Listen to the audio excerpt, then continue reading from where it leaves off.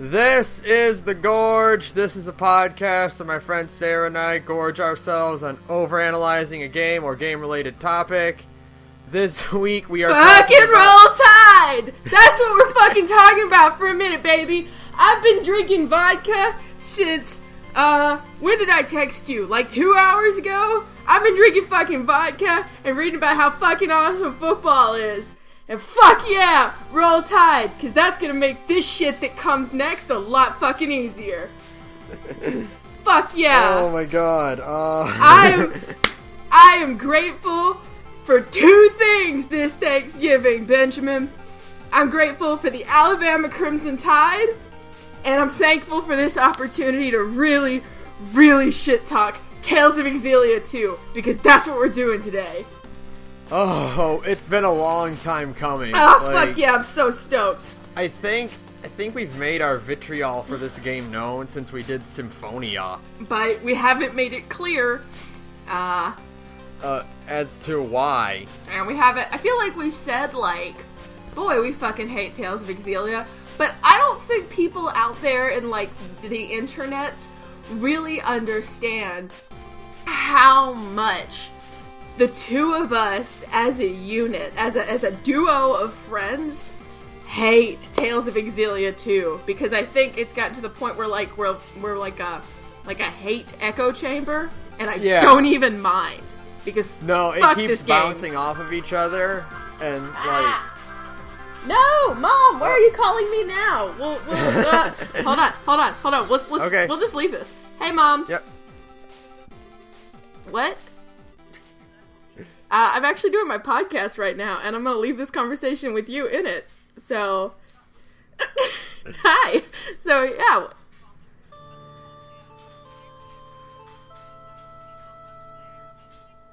I don't know yet. There isn't. There's a Netflix TV show, not a sequel to a terrible movie. Oh, you would. Okay. Hold on. Alright, now you're on speaker. Okay. Hi. Anyway, I love the Evanescence song. Uh-huh. It's so good. I know you do. Do you like Ben Out? What? I never even remember watching the movie, although I'm sure I did. This was like the beginning of the Jennifer Garner, Ben Affleck romance, apparently. It's back in 2003. Yeah, exactly. Yeah, very cool. Very cool. Okay. Anyway, I was just watching it, so I was just calling to see if you had an opinion and if you had knowledge on whether they ever made a sequel. They did not, but they did make a Netflix. They rebooted it for Netflix like last year. How funny, because I suppose because it was like, because he takes the law into his own hands, they probably never moved it, got too politically incorrect. No, it just wasn't very good. Most people didn't like it. Oh, super fun. I think it's fun. Okay. Pretty good. Okay, Mother, I gotta let you go, though. Okay, I love you. I'm just making sure you're fine. I'm alright. I love you, too. Okay. Roll Tide. You are. Well, I love you. Roll Tide, baby. Bye. Okay, bye. Oh, we're off to a banging start. Fuck yeah. I'm super, super drunk, so I want to keep all of that in there, too. Mm-hmm. Sure, no problem. This is going to be a dumpster fire of a podcast anyway, so fuck it. Why not? Fucking shit. What were we saying? That actually relates perfectly, because my mom was asking me about Daredevil. And that movie's a fucking dumpster fire in the way that Tales of Xillia 2 is a dumpster fire. Oh boy. Okay. So I want to be fair and start off with the smattering of good things that this game actually has. I hope you have a list. Most of them are not plot related, so this will kind of be our standard, like, non-spoiler portion. But don't think, if you're listening to this, don't think like, hey, they say some good things about this in the non-spoiler portion. Don't think that means that this game is a good game or that you should play it. Yeah, because you'll notice that this portion is like 20 minutes long, and the that. rest of the podcast is like an hour 50. Where we talk about how much we fucking hate this game. So yeah. Consider that ratio when you're like, should I pick this game up? No, don't. No. Fuck no. Do not play this game. Don't do it. So yeah, tell me some good things about this piece of shit. It's got the best gameplay in the series, bar none. For sure. Like 100%. Like, Luger is a fantastic character to play as. Mm-hmm. His art list is amazing. Yeah. The weapon switching mechanic is super, like, clean and natural feeling, and it's so easy to use. And you feel super cool when you're doing it, which is, I always think, like, I think that's a really important part of all game design, is, like, how cool do you feel when you're doing a thing? And you feel really, really cool when you manage to do, because I've done it before, if you can manage to get, like, a 9+ combo chain with Ludger and every other member of your party, and then you chain all of that into a dual mystic art using a different weapon for each part of the chain, you feel really, really, really fucking good at video games by the time you're done at it. You're like, fuck yeah, I'm awesome at video games. Holy shit. You know? Oh yeah, absolutely. Yeah, if only the rest of the game. We're not talking.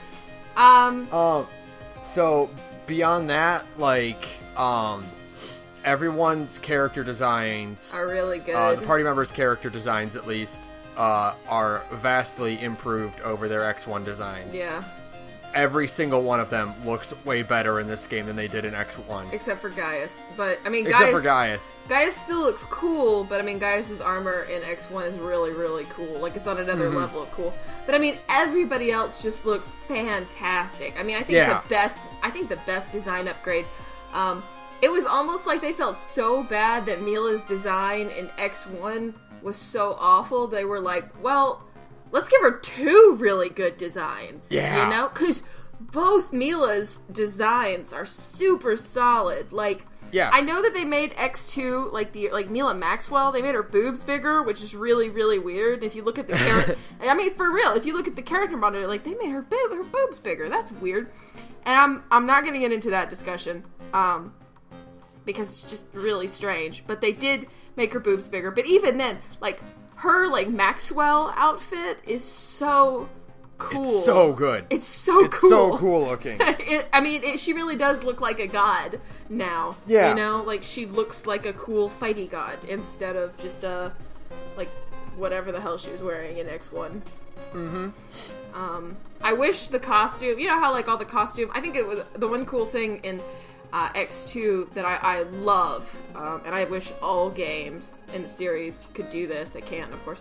I just thought it was such a cool mechanic, was the fact that all of the costumes you bought in X1 could be brought over to X2. Yeah, that was really cool. That was, like, super helpful, because, like, there's tons of really good outfit DLC in X1 that, you know, because they basically recycle the same character models. Yeah, absolutely. And I just wish, I wish it worked the other way, too, because I would love to put X1 Mila in one of those costumes, you know? Oh, yeah, totally. I don't see why it can't, but whatever. Mm-hmm. I mean, I guess just backwards, whatever. Yeah. But yeah, it's cool. It's really cool. We're reaching here. I'll give you one. I think all of the original characters that they introduce in X2 are cool characters. Like, I think Julius is cool. I think Rideau is really, really cool. I think Bakura is actually cool if he had been used properly. Ludger is like a nothing, but as an idea, he's very relatable. He's literally 20 years old with tons of debt and didn't get a good job. I think that's everybody in 2016 right now. Yeah, if you graduated pretty much. If you graduated college in, you know, the 2010s, congratulations, you're Ludger Will Kresnik. Yep. So he's super relatable in that way. But they just forgot to give him a personality. Whoops. Yeah. But as it stands, stands, everyone, like, all of the new main characters do look really cool. They're cool. And they have cool bits about them. Yeah, they just aren't utilized right. But I think they all have really cool. Like, I really like Julius as a character because he's very, you know, he comes across as, like, equal parts cold, but still really affectionate. And you're like, oh, that's nice. Now, if only they hadn't fucked him up. Like everything else about this game. Fucking shit. Fuck, I hate this game. Fuck, I hate this game. I need to drink more. So, I feel like there's other things that are, the Uppsala ruins are pretty cool. Yeah, there's a cool dungeon or two. But that's not much. I thought we were gonna get like 20 minutes of actually good parts, but I'm struggling right now. they're like, yeah, that's about it. That's about The designs it. look great. The new characters are potentially interesting, and there's a few cool looking dungeons. The battle system's really, really good. Yeah, I can't really overstate how good. That's like the only thing that keeps me playing Xillia 2 is how good the battle system actually is. Yeah, but that's kind of it. Yeah, okay. So we spent like 5 minutes, because like 3 of those were me talking to my mother. Yeah. Alright, yeah, okay, so that's our review of Tales of Xillia 2. That was all the good parts that were actually worth talking about. I feel like there's more, and I just can't. They're just not good enough. They're not worth mentioning. No. So. No. Yeah, let's just, Man, this game fucking sucks. Okay, yep. Yeah. Yeah. Alright, non-spoiler part's over. Man. Here comes the fucking spoilers. Here comes the train wreck. Boy, this game fucking sucks. This game's so bad, it retroactively makes Xillia 1 worse. Yeah. Which is really fucking saying something, because if I said before, this game, Xillia 1's the best game in the series, kinda. Mm-hmm. And it somehow manages to make the best game in the series retroactively worse. I think there's, what sucks is that because it plays so well, I hate this game more than I would hate other bad games. I feel like that. I've played shitty games before. Oh yeah, same. You know, but like I played Shadow when I of the play Hedgehog. a shitty okay, so the strongest belief I have in regards to video games and like what I think is the most important thing when designing a video game, right, is that rock solid gameplay needs to come before telling a good story. Right. Because the one thing that sets video games apart from any other form of media is that they're entirely based on interactability. Right. Or interactivity, fuck it, whatever. Fucking who cares? We've both been drinking. Yeah, so, like, the fact that Xillia 2 plays really well, and yet I still hate it this much, is a testament to how bad the story is. And it's not just the story. I mean, it is the story. It's definitely the story. But there's everything else about it that just makes it garbage. It makes it just like, I can't even begin. It's just so bad. It's like, I'm really trying to find the words, because everything about the game, the story is what helped Namdai be so lazy in every other aspect of its creation that we just got nothing out of the deal. What's crazy is that it's weird because Dawn of the New World came out before this. Yeah. And Dawn of the New World uses brand new assets for almost everything in that game. Mm-hmm. Like, it reuses the character portraits for skits. But that's about it. But all the character models, all of the area, like all of the towns, all of the world maps, even though they're the same maps and like the same, you go to the same towns and the same dungeons and whatnot, they're all wholly recreated from scratch. Yeah.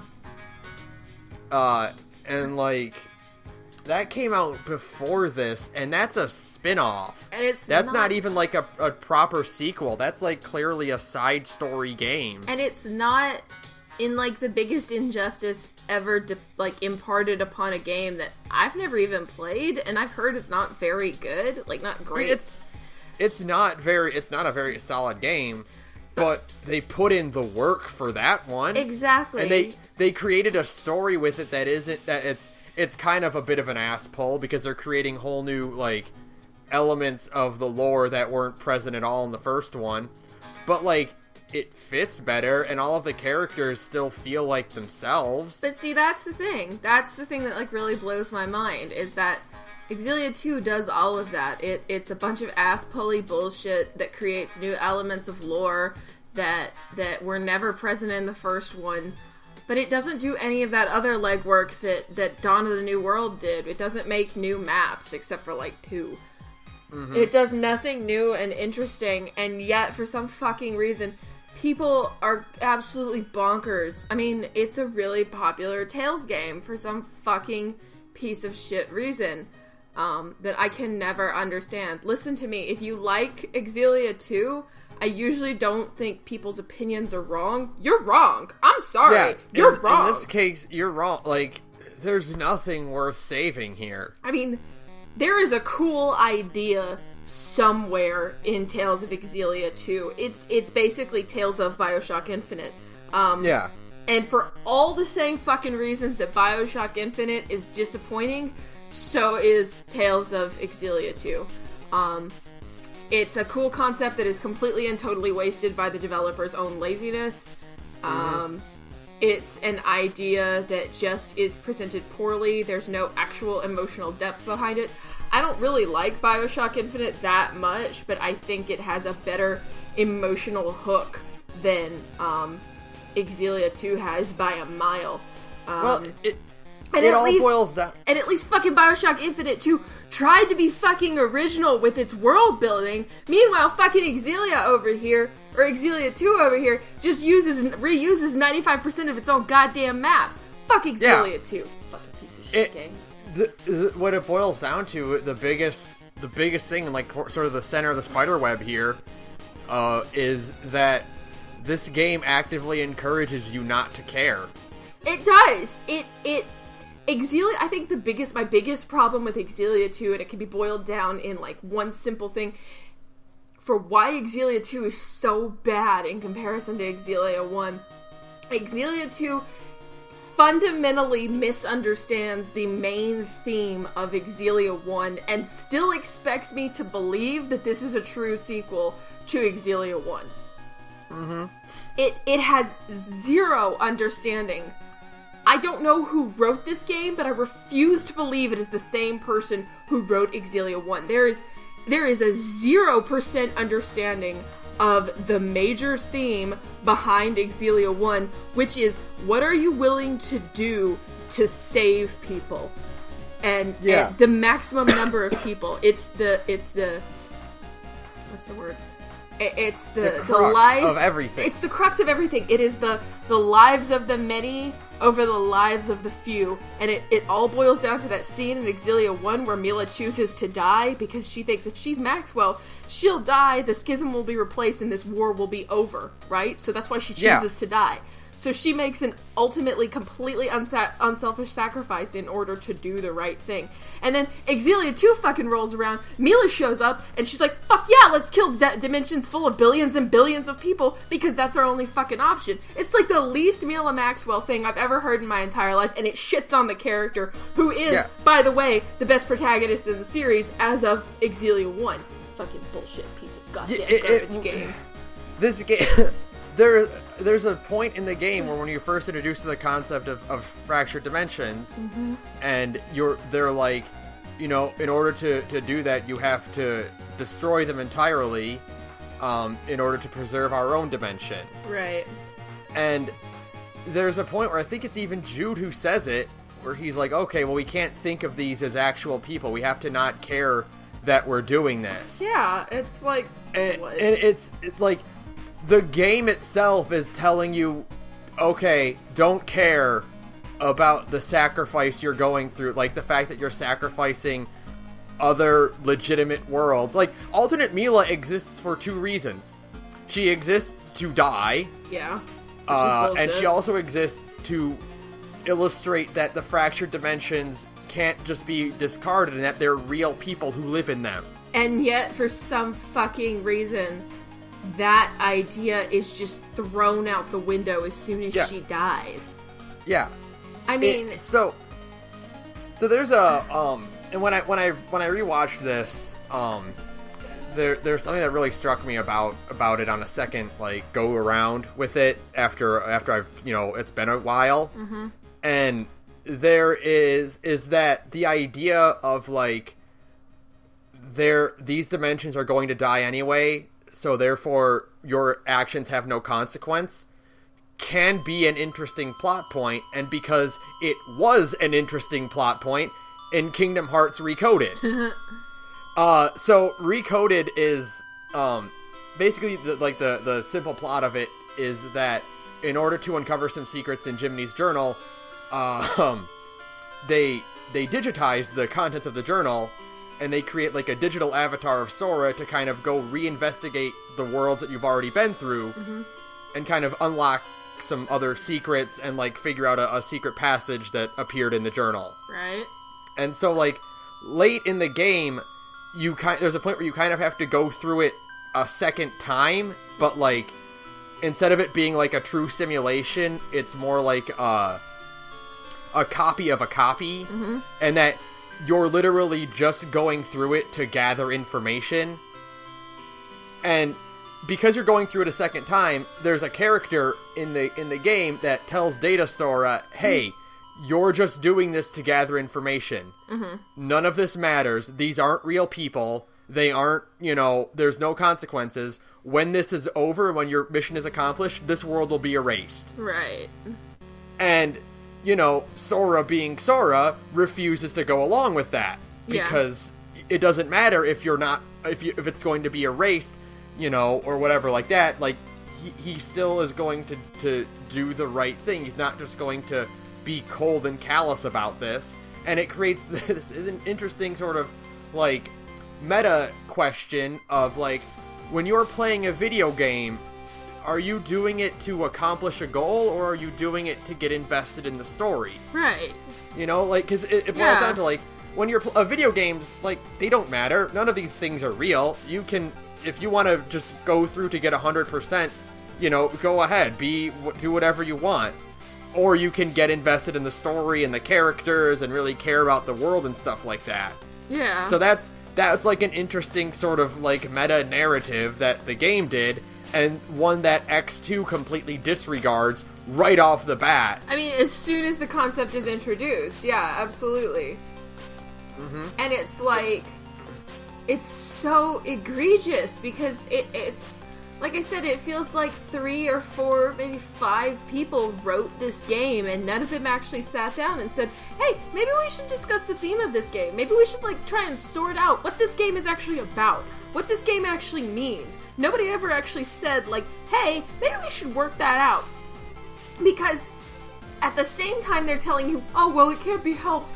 We have to destroy these fractured dimensions full of people living actual, fully realized lives. Real life, actual worlds.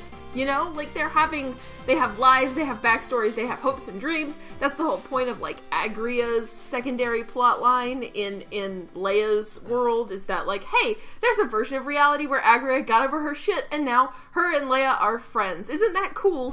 And then, like, they expect me to think that, like, you destroyed that world, and even more, like, the more I think about it, the more I think about, like, about that specific mission of all of these fractured dimension missions. You think about that one the most. So, Agria meets who she thinks is her best friend, right? The person who saved her life and who made her realize, hey, maybe my life isn't completely fucking worthless. Yeah. She meets that person, they hang out, they have a good time. Agria kind of discusses her own problems, and she's like, man, maybe there is a hope for Olympius and Urisa Maxia, because you and I made this friendship work, and I think that's really beautiful. She was actually very affectionate towards Leia, and you're like, oh, that's amazing. And then you think about it, so then Agria walks off, and as soon as she walks away, they destroy the universe where she lives, effectively re-killing her. And so Agria has no idea at that moment that Agria has no idea at that moment she's actually talking to the person who's helping to kill her again. Yeah. And then Leia is supposed to be, like, the weird fucking bullshit theme they're trying to feed to me with that is that Leia is supposed to have learned something good from that, because they try to end it on a hopeful note, but at the same time, I'm sitting here playing this game going, you just killed, like, a bunch of people, including somebody who trusted you, and I'm sure if you told her, hey, by me destroying this thing, the world you and everybody you know, including the Leia that you're actually friends with, will all cease to exist, I'm sure if you told her that, she would fight you tooth and nail to make sure it didn't happen. Yeah, absolutely. You don't think that isn't a little bit fucked up? That I'm supposed to buy that as some sort of hopeful narrative? Absolutely not. It is such a complete and total misunderstanding of how stories work. That it's just like it's you know, oh, there's hope for Rhysamaxians and Olympians after all. We can finally get along. Yay! Bye. But what the fuck? So you're trying to tell me, man, there's hope for Rhysamaxians and Olympians after all. So there's no fucking hope for two different dimensions to exist side by side? It completely undermines its own, like, message based on the entire point of the story. It misses the point in a way that I have never seen anything miss a point so hard in my entire 28 years of experiencing stories. I've never seen a game so hypocritical. Absolutely. Like, Jude's entire side story, which all the side stories are fucking garbage, by the way. Fucking awful, except for Alvin's, kinda, maybe. Jude's side story is all about him trying to work out spy rights so that, you know, so that he doesn't have to sacrifice spirits anymore. Exactly. Yeah, oh, Jude, you don't like the idea of just wholesale, throwing an entire civilization under the bus? Oh, really, Jude? I would have never guessed that. By the way you fucking act in this game. You're just so gung-ho about wiping out entire realities. Oh my fucking god. I mean, I can't even believe nobody sat down and looked at all of these different stories that had been written clearly by separate writers, and nobody said, man, there's a lot of cognitive dissonance going on here. Like, I just... You're so right, too, because, I mean, Jude's whole story is about him trying to work out spy rights and shit, but the reason he's desperately trying to work out spy rights is because Gaius gave them a time limit saying, like, hey, if you don't figure this out within X amount of years, by the time, like, all this free-flowing mana dries up, I'm gonna rally my armies and fuck up Olympius again, and you can't stop me. Because my goal is to protect Rhysamaxia. And Jude's whole impetus is like, hey, you don't have to sacrifice two worlds for them to for one to be okay. Yeah. Which is, again, the whole fucking thing about Xillia 2, is that you're just willy-nilly sacrificing different universes with people who, again, have their own lives, hopes, and dreams like normal people. That is literally the purpose of Mila's fractured self. It's the easiest way to make this game entirely better and to not fucking do this would be to completely get rid of the part of destroying fractured dimensions. If you were to just preserve them, or like your job, like early on you figured out a way to stabilize them instead of destroying them. Right, but it keeps you from ever going back to them again, so it's not like So it's not like Leia can just drop in and visit Agria, who isn't dead. It's still like a bittersweet, like, oh, this is the last time I'll ever see you kind of thing. And like a lot of them end on like dour notes anyway. Like there's one where you have to kill Noctigal again, or the one where you kill Wingull. Yes. And it's like it would be way more impactful if it was like, okay, we have to do this thing. We have to kill the king. And then they wonder, like, well, what's this world gonna be like once we leave? Like, we saved it technically from being completely wiped out, but, like, what kind of state did we leave it in as a result? But any state is still better than non-existence! Exactly! And, like, you would have had way more impact, and you would have felt worse for doing, like, a horrible thing if your actions would have some consequence. Like, you know, in the one where you have to kill Noctigal again. Right. And or not kill him, but like you fight him because you have to destroy the ring. Right, or the hairpin thing. Yeah, the hairpin. And so it's like you do that, and like as a result, you know, Noctigal is this guy who was, you know, in mourning and stuff like that. And so like you have to leave that world in that state. Yeah. And so now when Rowan's like, "Oh, if it was just this one thing, we could have been friends." It's like, it's not like, yeah, but he's gone now and his whole world's gone, so like whatever, who cares? Yeah, it's like you who fucking cares anymore? There's no. It's just so egregious. I can't get over it because it's so. All of these different examples you present me of Wingle's world, of the world where Wingle is king because Gaius abdicated the throne, or the world where Noctigal is not a crazy person and he's actually pretty happy. These are, I mean, especially the one with Noctigal where he is not a crazy person and is actually pretty happy. Something about that one really, really fucks me up. Because again, Rowan is so happy to see a version of reality where Noctigal was his best friend when they were young men, and they trusted each other with their lives. That's the whole point of the lore, was that they were super close and they always believed in each other, and they were like had Rowan actually married Noctigal's sister, they would have been actual brothers. And so he's so happy to see this Noctigal who's doing well and who is still sad that his sister is gone, but he's actually a sane ruler. You know, you see it and you're like, yes, that's the kind of interaction you really wanted to see. And then he's still just like, you're supposed to think that that Rowan is just okay with destroying this universe where a version of his friend actually found happiness. I know, it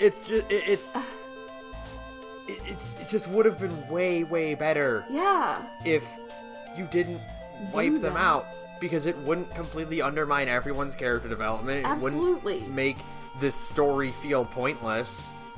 And you wouldn't have just discarded all of this potential. Exactly. It could have been... That's what this game is made of. This game is made of just tons and tons of wasted potential. It is. Again, the characters in this game, we haven't even gotten to the new character, because, I mean, I'm so hung up.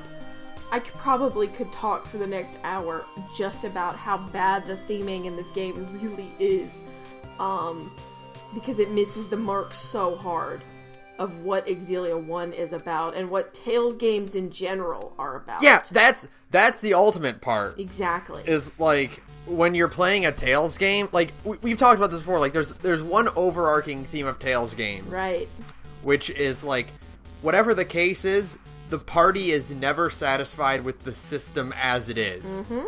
Like, whatever, you know, method of existing there is, or whatever culture exists as it is, they're never happy with it by the beginning of the game, and they're actively working to improve it. By the end. The simple fact that a party that's already gone through this once before never ever thinks to question this clearly evil man who is clearly got secrets out his ass and is obviously not, I mean, visibly not a good person, because like you said before, he's CEO Ganondorf. Yeah, he's, you know, a corrupt businessman. They never ever think to be like, hey, maybe there's a way besides just wholesale wiping out entire realities. Right, full of literally millions of people. Yeah. My God, I just can't. Because again, you're right, and I'm right. We're right. Sorry. Yeah. This game completely misses entirely what the Tales series is about, and you can't tell me that it's like some sort of subversion, because fuck you, that's not how subversions work. Yeah. It's just, I'm sorry. And even if it is a subversion, it's a bad subversion. Yeah, it's not a good one. Madoka. Doesn't work. Madoka is a good subversion. Fucking Xillia 2 is not a good subversion. Xillia 2 is just atrocious in its idea of turning the Tales theming on its head. And you get because it still tries to feed you at the end of the game.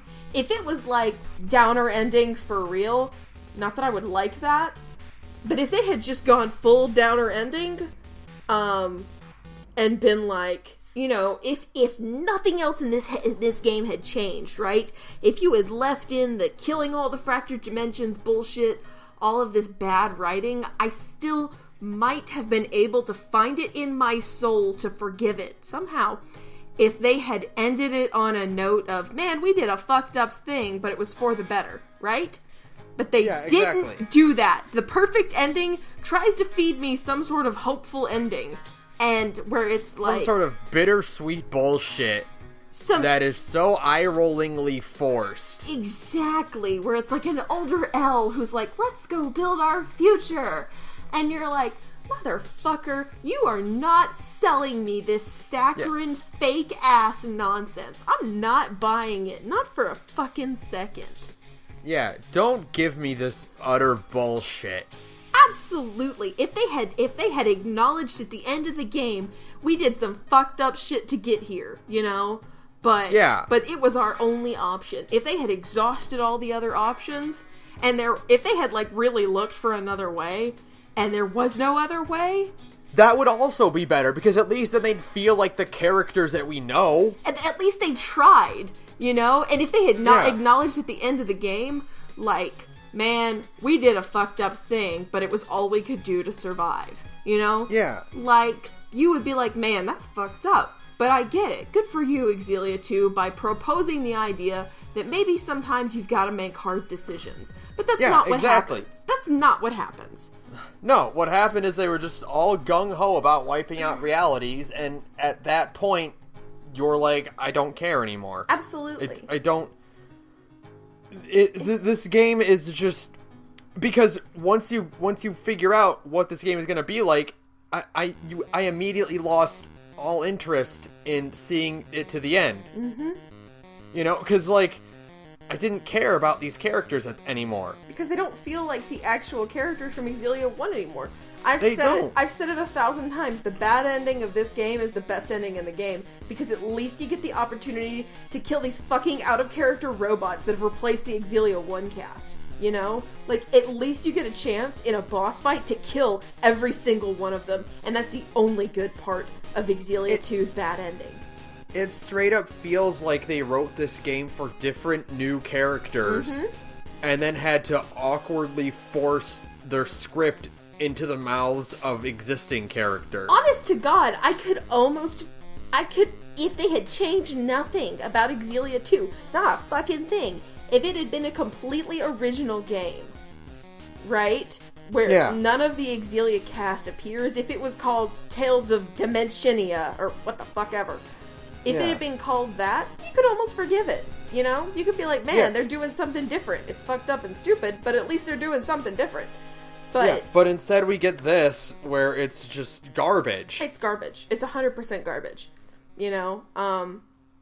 There is nothing redeeming about Xillia 2's plot. There's cool ideas in there, because I love time travel, and I love alternate universes. I think those are cool concepts. Dude, my favorite comic series outright, or existing, like, recently, is The Exiles, which is all about dimension hopping. Exactly. And exploring new realities, and it's really, really cool, because you get to explore, like, what if this happened? What if that happened? Right! And that's what we should have gotten in Xillia 2!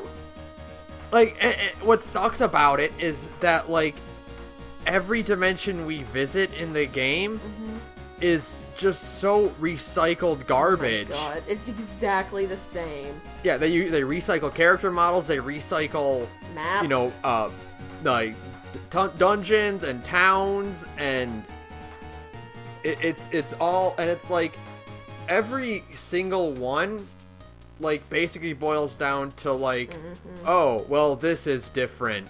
Like, kinda. Oh, this person is a king now. Right. Like, and it doesn't give you enough to explore what that's like. Like, in the dimension where Wingle is on the throne, right? The town should have been in shambles. Absolutely. There should have been people in the streets. Windows should have been boarded up. There should have been, like, riots breaking out. There should have been people trying to break into the castle. Yes, because it's implied by talking to the townspeople that Wingle is a bad king because he has no control over anything because he's just a wishy-washy man who doesn't understand what it takes to rule, right? Yeah. Like, that's the whole point of kind of the story that's being told here, is that Wingle does not have the hey, there's that word from Xillia 1, the conviction to rule properly that Gaius had. And they never take advantage of that. I mean, everything about Canvalar is exactly the same. Mm-hmm. Exactly 100% the same. I mean, the whole point of like, the cool... even Bioshock Infinite did it fucking better, for God's sake. Yeah, because when you go to Bioshock Infinite, like, each time you travel to a different reality... It gets worse. Yeah, Columbia is even more of a shithole. Exactly. Which is the whole point. That's the whole appeal of what makes it cool. Is that you're like, oh, well, it's like a butterfly effect thing, or for want of a nail, Yeah, exactly. Or the one where Noctigal is a good king. We should have explored around Fenmont, and it should have been a bustling metropolis, Yeah. We should have seen evidence of him being a good ruler, and we should have seen the prosperity and stuff. The only time we ever see anything like that is in the Xillia ruins, where we see that Spyrites are around. No. And even then, not enough, and it's only the one area. Yeah, well, no, Spyrites are around, not in the Xillia ruins, but in L's original timeline. But I get what you mean. Yeah, L's It's original okay, timeline. there's a lot of bullshit in this game, and you get it all confused after a while. Yeah. Because everything's the fucking same. Everything's the fucking same, because they don't fucking change anything in the maps at all. So, I want to get the Xillia ruins out. Oh, Jesus, can we? Because it's the only time Xillia 2 is genuinely cool. Yeah, like, after slogging through all this, we finally get to the Xillia ruins. And we're like, oh, well, okay, this is new! This is a brand new area that looks fucking awesome. Has cool music. Yeah, it's got really cool music. The new assets they created for it are, like, really interesting looking. There's an actual, unlike in Xillia 1, there's an actual puzzle in the dungeon. Yeah. It's not a hard puzzle, but it's just difficult enough that you're like, and you're like, okay, yeah, all right, this is cool. And then you get to the central part, and you uncover the lore about the society of people who digitize themselves to preserve their lives. Cam Clark is there, and it's pretty fucking awesome. You also get a hint of that, like, you're not the only group of dimension hopping, adventurers, oh like, my going God, around. You're so right. I feel like we've been shit talking this game for like the last week, like in like preparation for this podcast, and like I completely forgot about that because that is such a cool concept. And again, nothing ever comes of it. Yeah, and then you're like, okay, this has to lead to something, because the other ones were kind of basic and they were kind of the same, kind of samey. Like, okay, well, this is brand new. They're making a point to show that this is entirely new. This is unique. Like, no other world has this. Like, okay, all right, yeah. Where are we gonna go? Where are we gonna go? Oh, nowhere. Fucking nowhere. Oh, it's like you wipe it out, same as everyone else. You never encounter another group of dimension hoppers. Fucking shit. It exists for one reason, and that is to show that you can't have two copies in the prime dimension. And it exists to let Cam Clark get a fucking cameo. That's it. Yeah, but like, you're given all of this unique lore and dialogue and this cool plot element of, like, when you hear about this digitized civilization and you get to talk to individual people in it, and they're like, this is our hope for a future here. And they existed 25,000 years. 25,000 years before the main story. That's awesome. And you're thinking, like, okay, well, they're going to, I don't know, take the hard drives with them, or, like, they're going to realize that this is where they're going to realize that they can't go around destroying dimensions because they hold too much potential and they're going to discover something new, and they don't. Yeah. it's sacrificed the same as any other dimension, and all of that potential and all of that story and all of that cool dungeon that we just went through is all for naught. You would think that with the main cast having access to a super smart AI named, Odin, you would think that, like, having access to Odin would allow the cast to finally have an opportunity to be like, we need another option to save all these dimensions. A way to do something new, a way to actually make what we do matter. Than more than just killing all of these people off, because by doing this, you've effectively not just murdered all of the people currently existing in that dimension, you've also murdered anybody who could exist, like the people of Thor who had a chance to like be reborn in a new world, and it was completely squandered to what? Yep. Show another cat disappear? Yeah. That's it? To put the nail in the coffin that, yep, Alt-Mila's gonna die. Yep, that's fucking great. That wasn't completely obvious when we first fucking met her. Yeah, thanks. As if that wasn't like a fucking... Like, they haven't been really drilling that into our heads since the word go, like some fucking piece of shit. Like, it wasn't... Like, oh, here's this copy of Mila. I wonder if she's going to, like... How is the real Mila going to appear? Alt-Mila's going to die. Yeah, wow. Like, that's clear, obvious. Like, yeah. Fucking obvious. This character is going to die. The minute she left her main dimension, like, yeah, her fate was basically sealed. Absolutely. Because, I mean, like, the whole point is that, like, she's like a more tragic Mila. She's had this hard, like, I really did, by the way, we'll get into this in a minute, but nobody in the history of the Tales franchise has ever been disrespected more than Alt-Mila, who deserved better. Oh my god, yeah. Who deserved better, because she is a great... In all of the bullshit that Tales of Xillia 2 does, alternate Mila is an awesome take on a character we already knew. You know? Yep.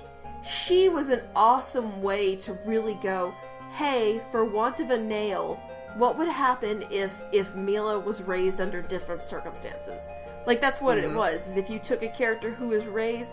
the original... I guess we're going to talk about alternate Mila now. Why not? Yeah, go ahead. Fuck it, whatever. Fuck it, whatever. Fucking piece of shit game. There's no order. There's no pattern for this episode. Yeah, you're right. The point is that the Epsilon ruins are a squandered potential, much like alternate Mila. There's our segue, sure. Yep. But the idea is that the original Mila was raised under, like, the ideal circumstances. She was deeply beloved by all of her villagers. She was held in the highest of regards. She was treated well. She always had the chance to just be God. She was always God. From the moment she was born, she never had to eat. She's never had to sleep. She was treated like she was treated very well. And as a result, she had all the confidence she needed to do what needed to be done.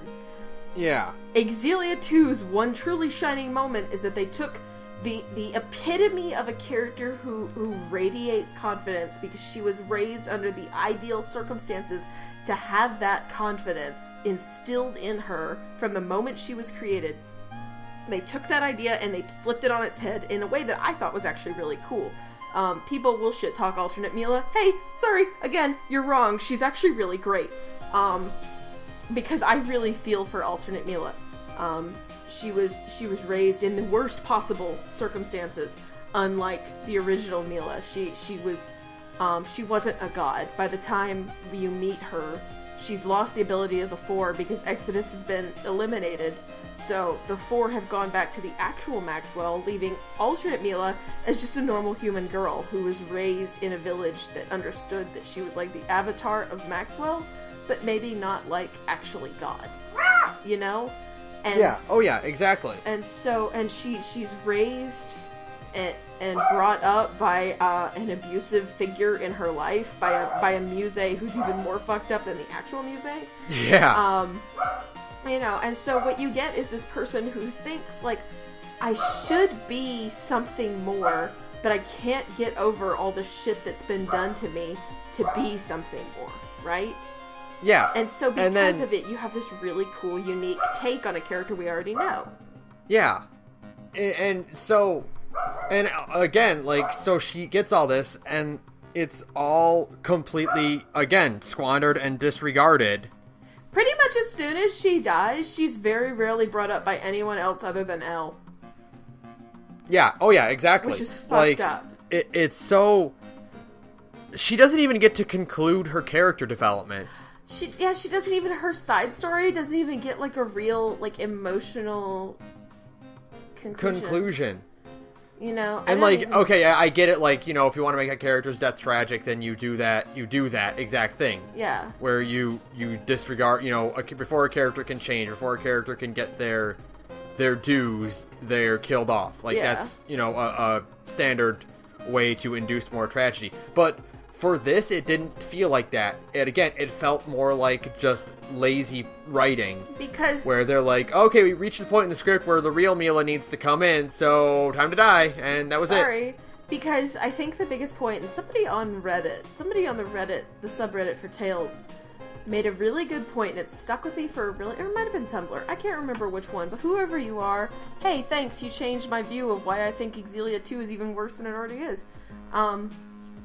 Somebody made a really good point in that the original Mila's death was 100% a choice, right? When she died on the Zenithra in Xillia 1, that was 100,000% a choice. It was her sacrifice. Yeah. She could have, I mean, everybody else was willing to put in the work to stop the Lance of Kresnik, and it could have meant their lives, but it also might not have, you know? Like, they could have all still survived. Who knows? But they were all willing to put in the work, and then she decided, even though she didn't need to, even though everybody else was willing to do this work, she didn't need to kill herself, but she said, there's no need, I'll never forget it because I love that scene so much, she said, there's no need for everyone else to risk their lives, you know, because she is Maxwell, and that is her duty. That is why she exists. She exists to protect humanity. Which, again, is why Xillia 2 completely and totally fucking misses the point of Mila Maxwell. Her duty is to protect humanity. And that includes all of the friends and all of, even her enemies. Because, again, the Chimeriad are her enemies at this point. And so she chooses to die. Alternate Mila was never given that choice. She was forced into it. Yeah. It was either die and let the original Mila come back, or live and let Elle die. She had no choice in the same way that the original Mila had. And it completely shits on the idea that she had, like, a noble sacrifice, you know? Mm-hmm. Like, it's not a sacrifice if you don't do it, like, with, you know, your full intent. Like... Yeah. There's no meaning in a sacrifice that was made for you. Exactly. The choice was made for her. And it doesn't feel like she had any agency in that choice at all. There was no, you know... And again, if maybe they were trying to make some kind of point, I don't fucking care, because it was handled so poorly, you know? Yeah. If they were trying to make it... You know, we talked about this before, like, just by ourselves, but, like... Every moment in this game that's just like a downer point, it doesn't feel, crap, I just had the word, but then I lost, like, it doesn't feel like it has substance?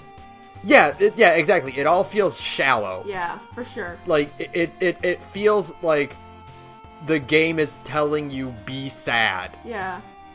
You know, like, real tragedy in a story exists when it contrasts a happier moment. But there's no happier moments in this fucking game.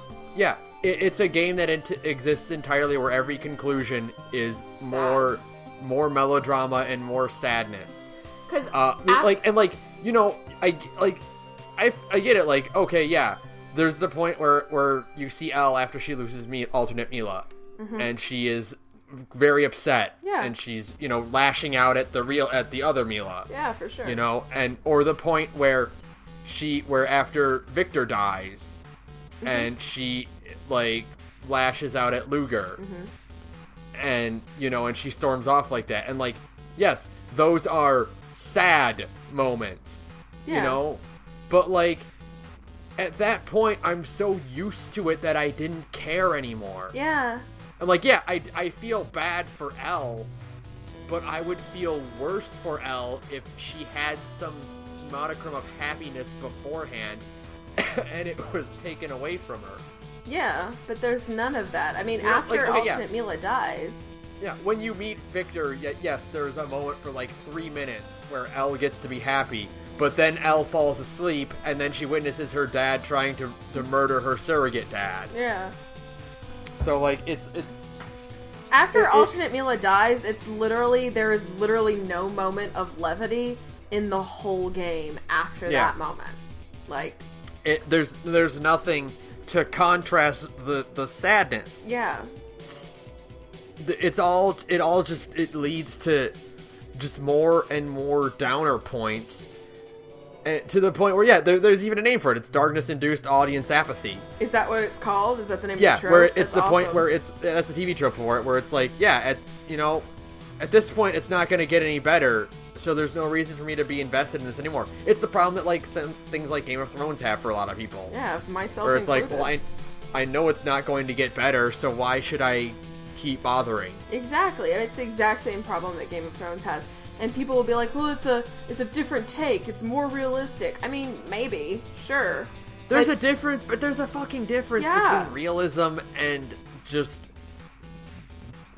being, like, trying to bum everyone out all the time. Yeah, it's for sure. the reason why I completely, like, laugh anytime someone says, oh, if you like The Last of Us, you'll like The Road. Oh, God. Because, like, The Last of Us is a game that has a lot of contrasting moments of levity and happiness with tragedy. Whereas The Road is just sad from the word go and doesn't get any better. Oh, God. Cormac McCarthy needs to go see a psychologist, by the way. Yeah. Yeah. It's like, you can't build an entire game out of tragedy. Yeah, 100%.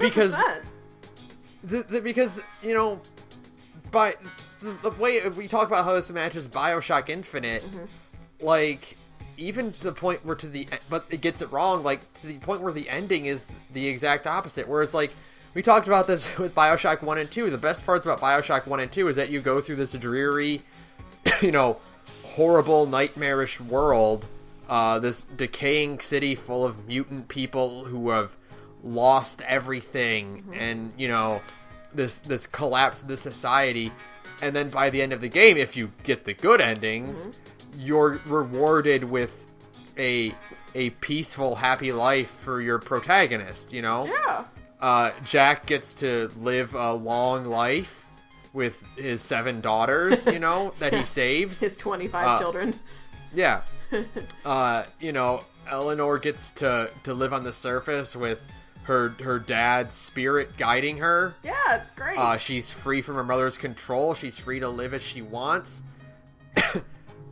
But there's no moment like that in X2. Like, okay, so Elle gets to live her life, but, like, that's the epilogue. The actual conclusion of the story is that Luger dies for no reason, to sacrifice all of the fractured dimensions for no reason. So it all feels so pointless. And I mean, it is ultimately pointless, because to me, God, I feel like I should have made notes, because I just feel like I'm just hopping from topic to topic, but fuck it. It doesn't matter. It doesn't matter. This game doesn't fucking matter. Nothing in this game fucking matters, because it's fucking awful. But, like, to me, the ending of the game is the most... It seems to be, like, the biggest fuck you of the whole, like, this whole fucking shebang is the perfect ending. Even the good ending is, like, a big fuck you in a way. Because the deal is, and we've talked about this before, but for anybody listening at home who wants to try and tell me that I'm wrong about Xillia 2, I'm not wrong. The deal is that upon completion of Origin's trial, the creation of all new fractured dimensions ceases, and humanity wins, and Origin will continue to purge the miasma from people's souls. Yay! Yay! Right? But then, okay, if that's the case, by making the wish to destroy all the fractured dimensions, right? Yeah. Ludger disappears into a fractured dimension that is immediately destroyed. But at that point, he's completed Origin's trial. He's won. He did the thing. Yeah. He did it. Congratulations, dude. You win. You succeeded. I'm so proud of you, Luger. So he shouldn't have disappeared. And in the good ending, it's implied that he's running out of time because it shows that he meets Laura, and then the door closes, and, you know, there's that ominous tick, tick, tick, ticking, like the clock is ticking for all of this to repeat. But all of this can't repeat because fractured dimensions aren't a thing anymore because Luger won. So, like, none of this makes any sense. Because, like, Luger shouldn't have disappeared because fractured dimensions shouldn't have been a thing at that point. He couldn't disappear into a thing that couldn't be created anymore. I just have so many questions and none of them make any fucking sense.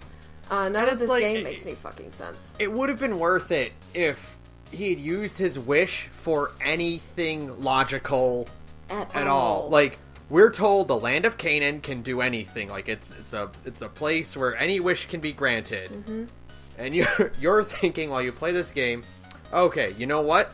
Fine.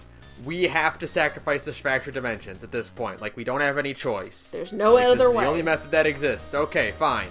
Alright, well, at the very least, Luger will be smart enough to use his wish to say, I wish there was no miasma, or I wish there was no corruption for souls, or I wish all the fractured dimensions were stabilized, and, you know, or I wish that this whole Origins trial didn't exist at all, and you're like, okay, well, at the end of it, it'll be worth it, because they'll use their wish to restore everything back to the way it should be, and everyone will get to live, you know, it'll be fine. Yes.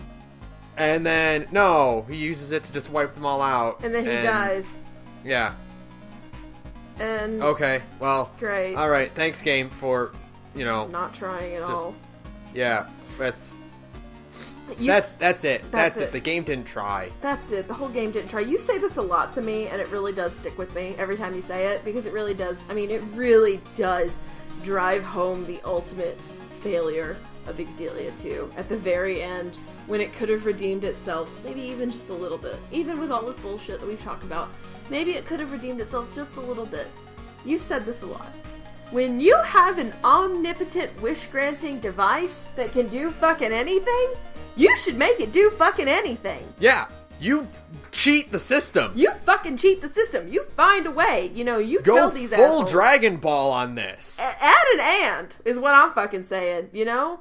I want this to do this and this, you know? You've got some smart guys. You've got some crafty guys with there.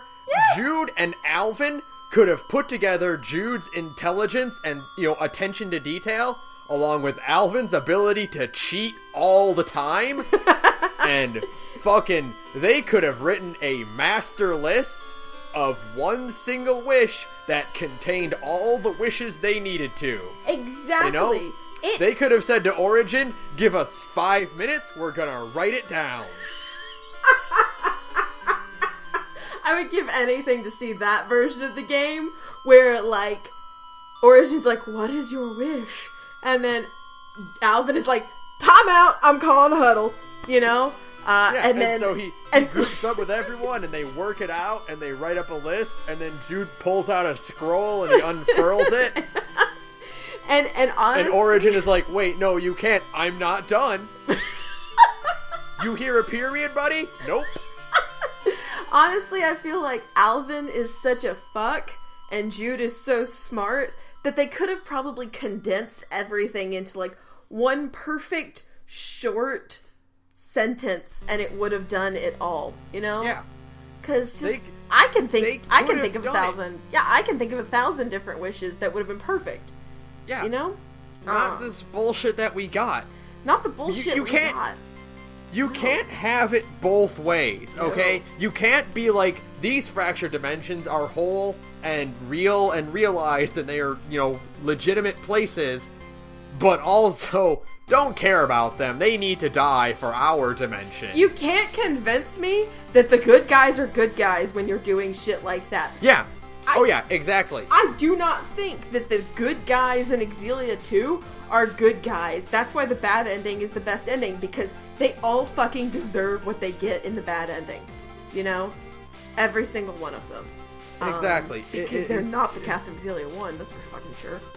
And it all goes back to you know, other things that do this right, like Exiles, which one of the reasons I love that comic so much is because all the main characters have to reel in with the fact that these, like, you know, early on they talk about how they don't feel like the real world, and how, like, there's one character who struggles with this a lot because he's hailed as one of the greatest heroes of all time in his world, and he goes to all these other worlds where no one knows who he is, or like he has to do horrible things in order to keep the world alive. Yeah. And he's like, he goes in this rant where he's like, I want this to end. I want to wake up so this nightmare is over and I can go back to my real world where where everything's fine and none of this happens. And another character has to be like, no, this is real. Like, this is the real world. Yeah, I feel that, man. They are all real worlds, and you have to learn to accept that. Yeah. And, like, you don't... And I keep hammering this home, but it's such a sticking point with me. Yes! That it just feels so bad.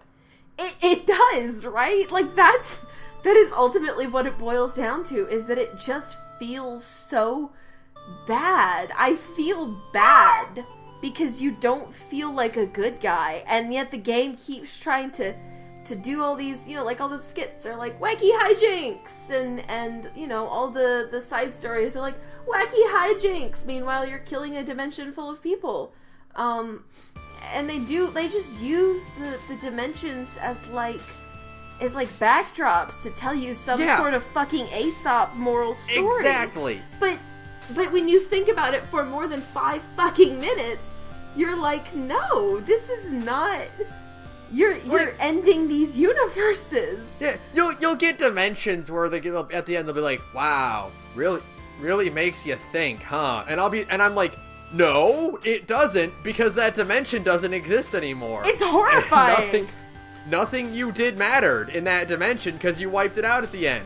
I don't care that Jurgen felt betrayed in that dimension by Alvin. Yeah. Because it doesn't matter, because he's dead now. He just doesn't exist anymore now. I'm sorry. You have squandered your ability to teach me some kind of moral lesson by making the cast totally okay with killing off a dimension full of people that you have established previously, of people with fully realized life. I can't get over that. I just can't get over that hurdle.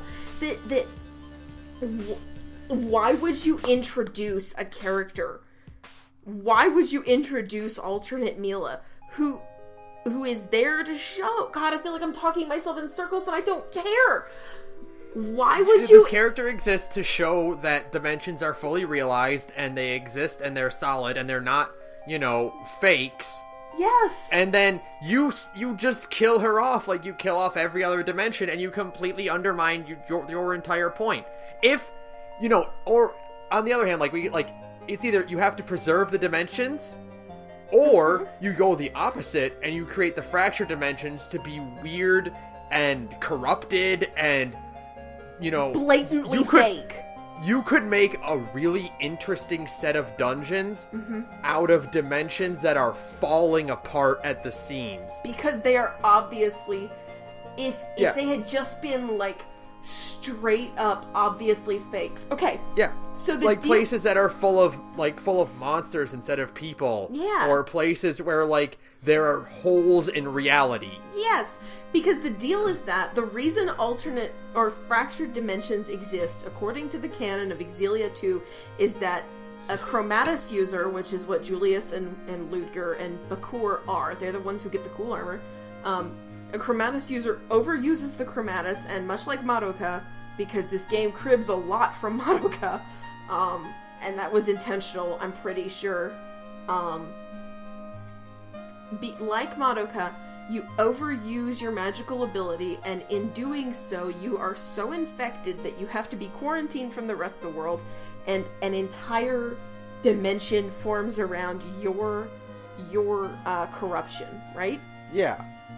if they had really played off of that idea and made it been like everything that exists outside the bubble, everything outside the bubble of that previous Chromatus user's, like, experience. Like, let's say, for example, that Chromatus user had never known a world outside of Drellin, which is the city near El's house, and Olympias. Okay? Let's say he had never seen any other part of the world except for those two worlds. So you go into this fractured dimension for some reason, and you, for some story reason, they go, well, hey, let's check out Cherylton in Rizomexia, right? It shouldn't exist. If you could have sold me that idea, that not only would have been cool, I totally would have been okay with the destruction of these fractured dimensions, because that would have really sold me on the idea that these are not real people, and they are just weird constructs of a mind that only knows, like, half-truths. Mm-hmm. You know? And then you could have even had something where you could even still had alternate Mila, and she's, like, the only survivor of one of these horribly corrupted dimensions. Yes. You know, or like she is trapped in the simulation herself, and she's actually fully realized instead of being a puppet or a fake construct of a person for Maxwell bullshit reasons, but whatever. You could have still had that, and you would have created a more interesting game. Exactly. Not necessarily a more interesting story, but a more interesting game as a result, because you'd allow us to explore these weird and bizarre realities. Exactly. Instead of it just being the same environment with a filter over it. And, oh god, that fucking filter's so ugly, by the way. Yeah. That fucking filter is hideous. That almost blocked it out. How do we know that we're the prime dimension? Because you don't have a shitty filter over you. Yeah, you don't have a shitty Instagram filter over you. That's pretty much it. I'm just so... You're so right. And the game is just so bad for it. Like, you either should have gone one way or the other, for sure. Like, either make the fractured dimensions, like, legitimately fake, or make them so real that you cannot possibly sacrifice them willy-nilly. What give are me one the second, other? actually. I'm gonna go shut my door. It's okay. Go for it. We're waiting. I'm really, really drunk. I'm like really... I've had like pretty much an entire bottle of vodka. Yeah, we're watching my sister's dog too, so that's what the barking is louder than normal. That's cute though. Other dogs in the home. Hooray. Yeah. I was telling the podcast audience that I'm pretty drunk. Yeah. So the other like groan worthy part of this bullshit There's so many. is like the side stories are so bad. They're so bad. Okay, like, if you're gonna crib Persona so blatantly, fucking do it right. Please. Because, like, the social links in Persona are great because they all tie to a central theme. Mm-hmm. When you in Persona, like, Persona 4 is the one I have most experience with, but, like, Persona 4, like, they all tie... Every single social link ties to the overarching theme, which is society's perception of you versus what you think of yourself. Yeah, absolutely. And they all explore that in some way, whether it's pressure from parents or from school or, trying to look put together in front of your son or whatever it ends up being. Mm-hmm. It's all about that. The side stories in X2 are just fucking all over the place to the point where, like... I don't get what the lesson for a lot of them are. Like, what's the lesson for Gaius is? Oh God. Like what is the overarching outcome? Like, I don't know. I feel like we could probably devote an entire podcast to. I told you this before. In like the top 5 like worst things that the Tales franchise has ever done to me, the entirety of X2 is number 2. Number 1 is just Gaius's side story. Because it's so bafflingly bad. It is because so like bad. Is the idea of it like he has to learn how to make friends? Is it that he has to learn that as a king he has things he can't like do or like the law, he can't have absolute control over the law or like what's the lesson he's supposed to take from it? Because I don't know. I really don't know. I watched through it twice, and I'm Did still you? just like, I don't get what was it supposed to accomplish? Like, Gaius is, like, all of them are not great.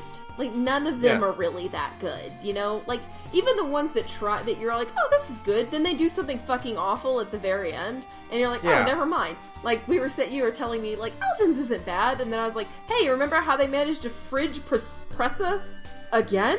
And then Yeah. it was like, oh, wait, never mind. And then it's like, well, you know, Mila and or Jude's isn't bad. I'm like, hey, how about that offensive queer stereotype of Asuka with the horrible flaming gay lisp voice where you're just like, oh god, I've never cringed so hard in my entire life. You know? So what's interesting about Alvin's is that, like, the whole thing with Pressa, like, it doesn't even tie into his story.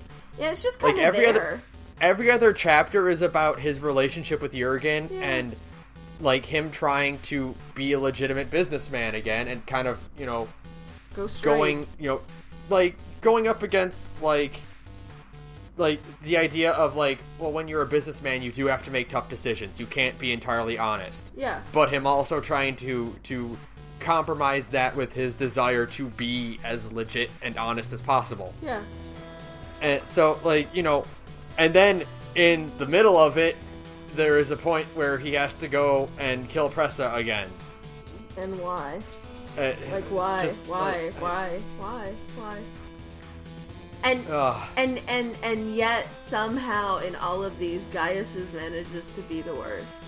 Guys, this is just terrible. It's awful. It is, and I'm not even saying this. I mean, Gaius is my favorite character in this fucking series, except for Mila.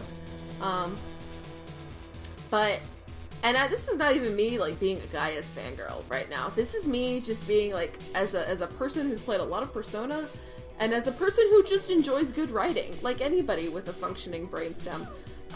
Gaius is just bad. Because I don't know what it's about. I don't know what I'm supposed to be taking away from it. It's super cringy because this guy is the leader of a powerful country, so why is he hanging out with a bunch of high schoolers? College students? Yeah. Who are these kids? At no point do they ever make me actually care about Yuri Lowenthal and his band of fuck-ups. Yeah. Like, I don't even know how old these guys are supposed to be. Are they, like, Kids? high schoolers? Are they college students? Like, I don't know. I don't know what's going on with any of them. And I don't really care, frankly. yeah, that's the other thing is I just plain don't care. And, like, it's so... Establishing new characters who are just, like, there. Like, I think one of the stupidest things you can do, especially in just, like, what is basically a side story, is to establish a bunch of characters, by the way. There's, like, 4 of them. 2 of them are actually important, and the rest are just, like, mooks. But, you know, even then, 2 new characters that exist just in a side story is too many. You know? Yeah. Because Persona doesn't do that. Persona has no... I mean, like, Adachi's has the old lady in Golden, but she's really... But that's only one. And Those she's characters really only more there. serve as like plot devices to move the actual side stories protagonists, like move their story along. And you're never Because- expected to care about the old lady in Adachi's social link. You're right? focused more on how other characters within the world affect that character's development. Exactly. Like the little kid in Kanji's... like the little boy Yeah. in Kanji's. Or the 2 girls in Yosuke's, or you know, Yeah. Risei's manager even. Yeah, and they're not really there to be characters, but the characters in Gaius's are supposed to be characters, I guess, because they have names and faces, but I don't care about any of them. Like, why wouldn't you explore Gaius's relationship with anybody else? Yeah. Why not his relationship with the party? Yeah, which... You know, so Muses has her dumb one God. about trying to be like, oh, for fuck's sake. Okay, I want to just... No, let's do it. I hate Muse in this game. Oh god, it's so bad. She's so I hate bad. Muse in this game. I didn't even like Muse that much to begin with. Mm-hmm. I fucking hate her in this game because, again, this game tries to make you care about a character that you have no reason to care about. Because Muse slaughtered a lot of people in X1. A Yeah. lot of innocent people died at Muse's hands, and the party just seems to be cool with palling around with her. Yeah, it's really weird. Like, it's really, really weird. Like, if, and again, it's that, we keep saying, like, if. If is the key word here. Like, if Muse's story had involved her actually trying to make amends for what she's done and trying to reconcile that action, like, would have been way better. But no, hers is about she tries all these quirky schemes to befriend the party and try to be Mila's big sister. At no point does she ever express any remorse for the things she did in X1. If you want to be friends with the party, I think step one is pulling Jude to the side and being like, hey, sorry I killed all those people and, like, you know, mocked you, like, in a really horrific way after your girlfriend died, and I treated you like nobody loved you. Like, maybe step one of making friends with the party is apologizing to Jude and Leia for manipulating another one of their friends to go and murder them. Like, maybe apologize to Alvin for being like, hey, sorry I contracted your desperate, horrified, traumatized self to go murder Maybe apologize to Elise for slaughtering her village. Yeah, you know, like... You could start there. You know, maybe... But no, hers is about being weird and quirky and having a little childish voice in Luger's head. And it's just weird, because it doesn't... It's so... It's eye-rolling. It is. It's like, oh look, Muse's funny and quirky. Yay! The only good thing that came out of Muse's fucking side quest is that face she makes at the end of it that's really funny looking. Yeah. And I mean, like, and even then it's just kind of like out of context, but it is funny. Like, I mean, it's genuinely funny to look at. You're like, haha, that's awesome. But even then, I mean, like, in context, you're like, wow, this is really, really stupid. I mean, like, step one of making friends is apologizing to the people you've hurt. Yeah, you know? Exactly. It would have... That's the thing, is, like, all these things we're talking about fixing, they didn't take much. They take, like, 2-3 lines of dialogue. Exactly. And then I'd be like, okay, well, I'm okay with it now. Yeah, I would have been, you know, it's not like I'm asking for, like, a massive... Honestly, in a perfect world, I'm asking for a complete and total overhaul of Xillia 2's entire existence. But to bump it from actually being, like, playable... Yeah. It would take, like, 2-3 lines. I mean, not a lot. If you could have just been like, yeah, it takes, you know, Muse apologizing. It takes somebody saying, well, the fractured dimensions aren't really people. They're just, like, weird... They're weird specters. If Bakur's line was, like, you might see faces you recognize, but don't be fooled, you know, by this point the dimensions are so gone that they're just basically constructs going through the motions. Yeah, exactly. And then when you get dialogue like with Leia and Agria, you know, then it's kind of more impactful that, like, well, this is, you know, even if it's just like a soulless thing, you still get like a glimpse of like what could have happened. Yeah, but you're like, this isn't like a real person, this is just the projection of somebody else's idea of what's going on, you know? Yeah, exactly. And like that would have completely fixed everything. Then you can be like, yeah, these dimensions need to go because, you know, it's kind of the idea of like, you know, I have no mouth and I must scream. It's like some Chromatus users like really fucked up dying fever dream instead of like an actual universe that just exists and is full of people who are real people. You know, instead it's just like strange ghosts. You know, in that case you're like, okay, well these universes have to go, and it's sad, but I mean, but you're not putting real. them out of their misery. Yeah, they're not real. You know, they're just not... like at no point in the actual game do you get any idea that like these dimensions are on the verge of collapsing.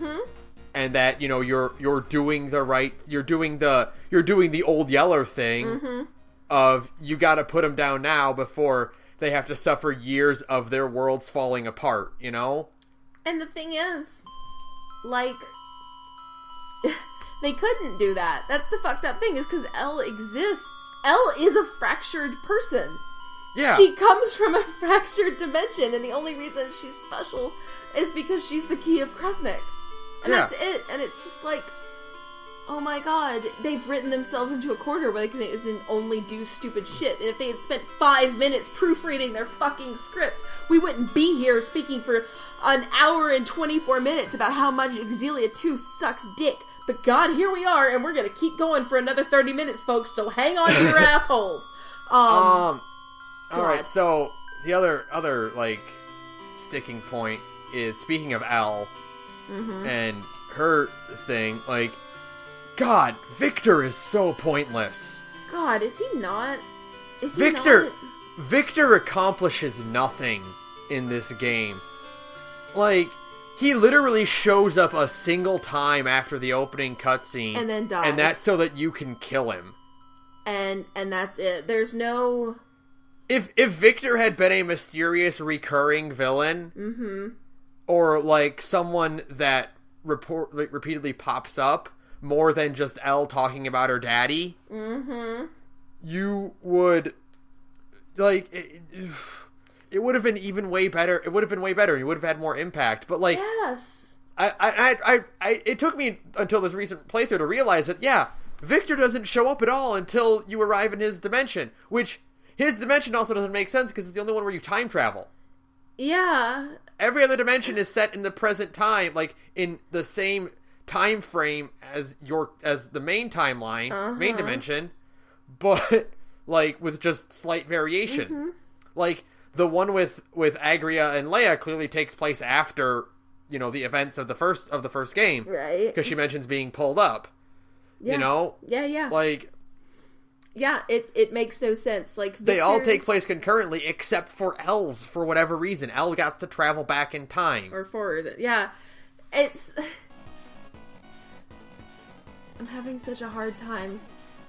Like, really... I feel like I still haven't adequately expressed how bad I hate this game. But you're right. Victor does nothing. Victor accomplishes nothing. Victor's only thing is to send Elle back in time.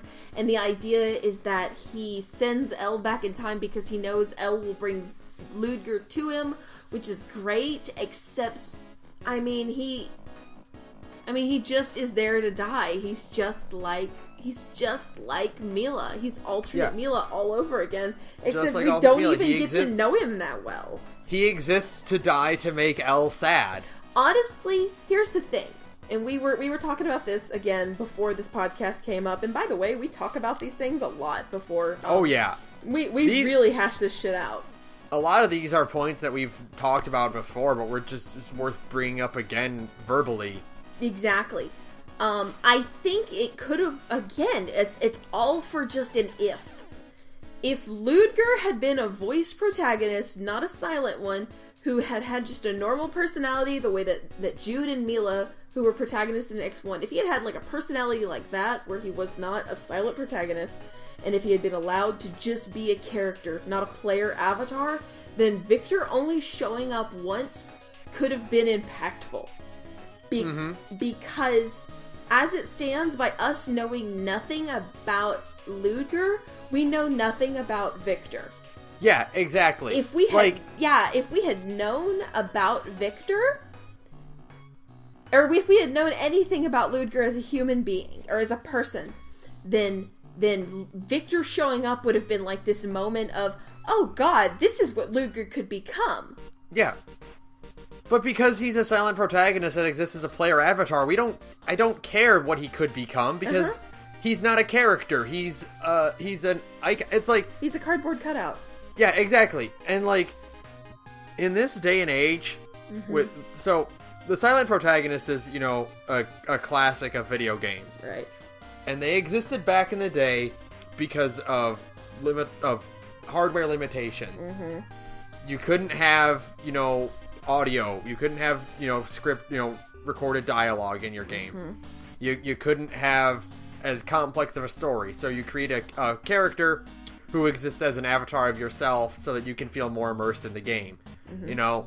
That's what Link is. That's what the Pokemon protagonist is. That's what even Chrono. The early Fallout protagonists are. That's what Chrono The other is. reason you would have a silent protagonist is because your game includes a lot of choice. Right. Games like, the later Fallouts, Fallout 3 and New Vegas, or Persona. You know, like, your character needs to exist as a way because the creators want you to get immersed in the world and not so much the protagonist, which is why Link has never been voiced before, why Mario doesn't say a lot of things, why the Pokemon protagonist says nothing, is because you're meant to take on that role and explore this world. Right. Or it's a limitation of there's so much choice in here that we can't realistically have your character speak because there'd be triple the dialogue. Yeah, and that's why Fallout 4 kind of fails, is for that reason. And because of it, you know, they should have, that's the purpose of a silent protagonist, is to have, like, you can have this dearth of choice and it doesn't affect development costs. Now with Xillia 2... Xillia 2, like, it tries to give you choice, but your choices don't really end up mattering a whole lot. Not until the very end of the game. Yeah, and all they do is, like, they exist mostly to boost your relationship points with the party members. Which, fucking, they're doing that in Symphonia. And, you know, that was entirely voiced. Luger shouldn't exist as a player avatar because this is a Tales game, and Tales games are based more on having well-written party members and characters. And so, like, it doesn't make any sense for Luger to be in this role. And you don't get enough choice for it to be a cost thing because you can buy his voice dialogue. Exactly. It makes no sense. It's like the Tales franchise is built in the idea that, okay, maybe the stories aren't super awesome. I mean, Abyss is obviously a exception to the rule, but generally speaking, the stories in Tales games, they come second to what is most important in the franchise, which is awesome character writing. That is literally why the Tales game has any success whatsoever, is that maybe the stories aren't awesome, but you are there for the characters. It's why Zestiria is still kind of popular, despite it not having a great story. It's why Symphonia, which is kind of childish in retrospect, is still super popular, is because the characters are memorable and likable. That is the purpose of the franchise. So, a silent protagonist goes against everything the Tales franchise is about and fucks it up. Exactly. It completely undermines it, and it gives you this point in the game where the other characters have to awkwardly dance around the fact that Luger never talks. It's the exact same problem that Final Fantasy X has, where they have to awkwardly dance around the fact that no one can actually say Tidus's name. Yeah.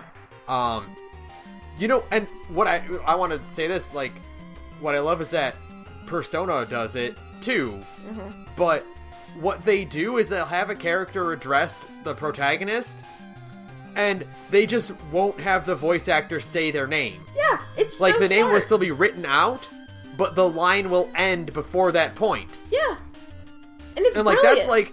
that's like a clever way of getting around it. Yeah, you know, you're still addressing the character by the name that the game arbitrarily decided that we could enter in, but, you know, they're still voicing the dialogue and still getting a way to use it. And with Luger, you don't get that because, you know, Beasley will talk to Luger about things, and then you have to have Jude or Mila talk for Luger. Yeah. Because he can't. Yeah. And it goes... You never get a one-on-one conversation with anyone with Luger because he can't talk to them. Which is the whole point of Tales games, or these one-on-one moments. That's, I mean, a huge trope of the franchise, and it's really fucking missing in Xillia 2, is that at the end of the game, before the final boss, all of the characters pair off, and they have their own little 2-on-2 or 1-on-1 conversations with each other. Yeah. And Xillia 2 doesn't have it. Yeah, you get to talk about, like, what they've learned or how they've grown. And that's the other sticking point about this game, is because you have a silent protagonist that's supposed to be a player avatar, you don't get the core part of Tales games, which is watching these characters grow up. Like, fucking Vesperia had more character growth in it than the party members in X2 get. Yeah. Because they already did it. Yeah. They already had their development in X1. And they didn't come up with an interesting enough. Like, there's the side stories exist to be like, hey, look, these characters are still developing, but the side stories aren't good enough development. Yeah. Like, okay, like, oh, Leia's still developing? You mean she's learning how to be a good writer? Like, okay, that can be an important thing, sure, you can wrap a story around that, but like, this is a game that exists in a world of magic and destiny and, you know, gods and humans and spirits, and you're going to tell me that Leia's story is about learning to write good? Like... Or that Elise's story is about learning her pen pal is a fucking bitch? Elise's story is about a 13-year-old girl realizing that politics are horrifying? Sorry. Yeah. That just doesn't really work. Like... It's not something that I care about, which sucks because we didn't mention that because it's plot reasons, but like, Elise is the only character to come out of this game better. No, not only. There are two characters that come out of this game better. And that's Elise and Ivor. Which is shocking. So what's Ivor is interesting. Oh man, Ivor turned out great, right? Because, like, when I saw Ivor, and I saw how much better he was in this game, as, like, a member of Comic Relief, it reminds me of one of my favorite bits in Mystery Science Theater, where they watched, one episode they watched the movie Prince of Space, which is a horrible, schlocky, Japanese, you know, sci-fi space movie. Right. And the villain in it is the Phantom of Crankor, who's this guy that, unfortunately, thanks to the cheap prosthetics, kind of looks like a chicken man. Oh, good. So, in the next episode, because it's part of, like, a storyline they had going on, the next episode, they're watching a movie called, Invasion of the Neptune Men. Mm-hmm. Which is, again, a schlocky 60s Japanese film that, unfortunately, uses stock footage from World War II propaganda films. Oh, no! In it.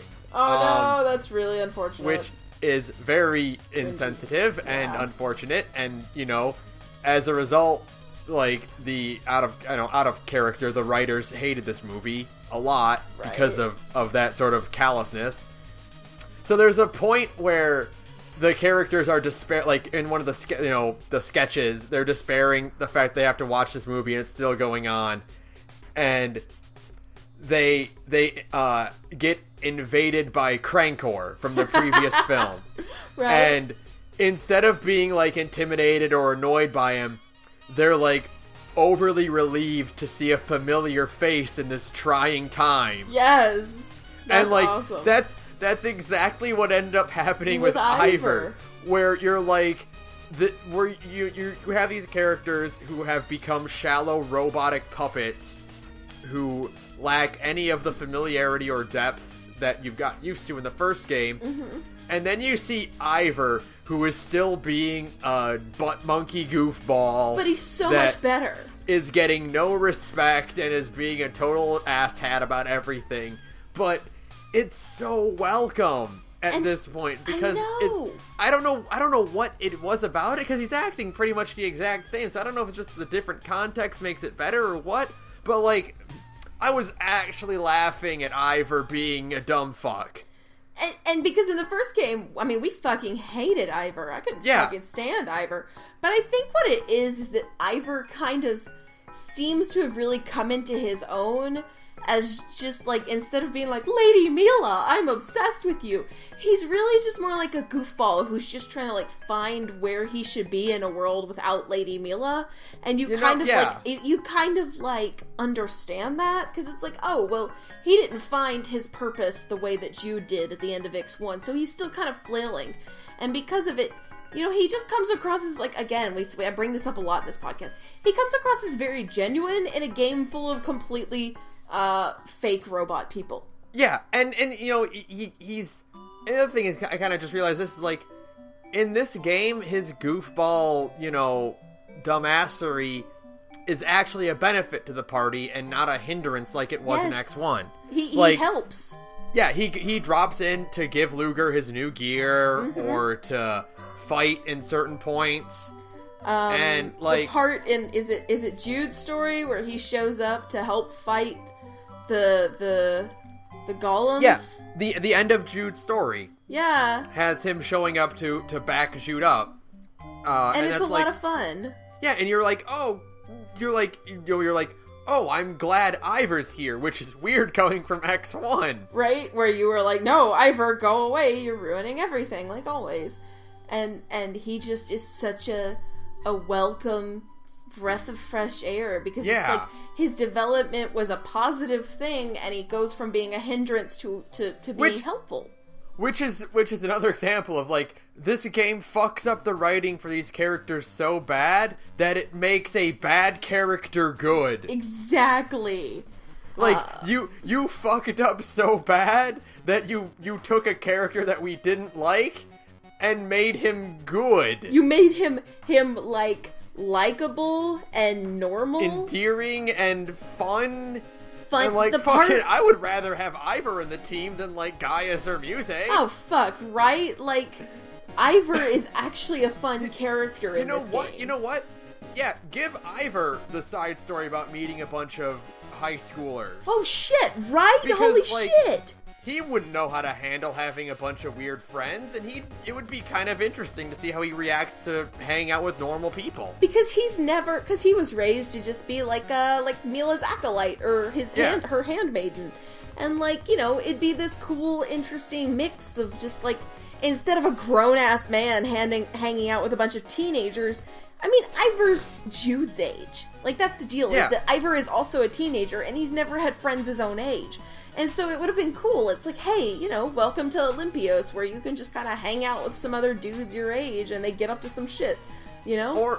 Or it would have been actually endearing to have a character like Ivor be like, okay, what kind of schemes can I cook up to be the hero? Yes! Because he would be a character, because Muse is supposed to be this kind of more mature person. Yeah. Who would have more of an understanding of reality.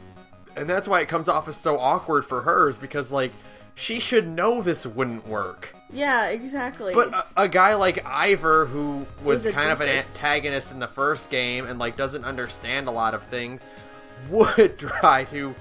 Because he's a showy guy, and he would,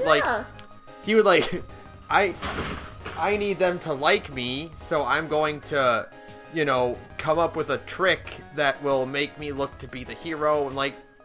Yeah, Ivor would have been way more welcome than the other two. Right? Like, he just seems like a more interesting addition to... And he would have been like a real breath of fresh air. You know? Because the way they handled Gaius and Muse's stories are especially awful. But both of their stories, if you had smooshed them together somehow, would have been a really cool side story for Ivor, because he would have fit into those plot lines. And Ivor is just so damn likable in this game. He's funny, he goofs off with Elle. One of the truly fun points of Xillia 2 is that part where Ivor and Luger are posing together in the background, and you're like, aw, goofy kids, you know? You're like, oh, that's fun. Yeah. It's fun. There's the point. Is, hey, maybe every now and then, Xillia 2, try to be fun. You know? Yeah. Try to be fun in a way that makes sense.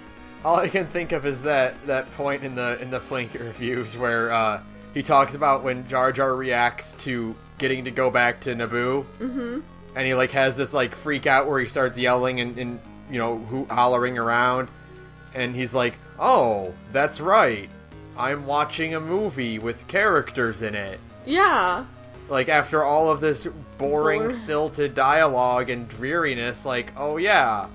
I'm actually trying to have an experience here. I'm actually supposed to like these characters. Ivor comes out so likable at the end of this game that you're just... And honestly, I feel... I'm sad that he doesn't really get more screen time, you know? I really wanted him to show up more. And I mean, he's in the game a pretty decent amount. I wanted him to show up more because he's so much fun.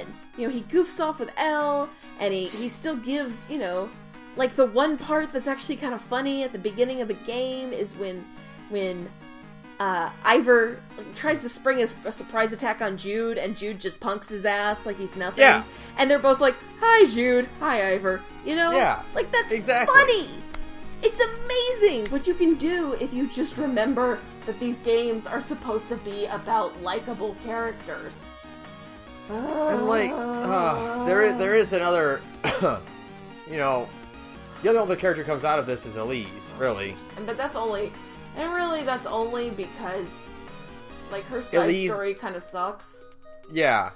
But Elise as a whole, like, it's great because, like, she has a completely different personality in this game. But it doesn't feel forced. It's just nice to see, like, hey, it's been a year. She's come out of her shell.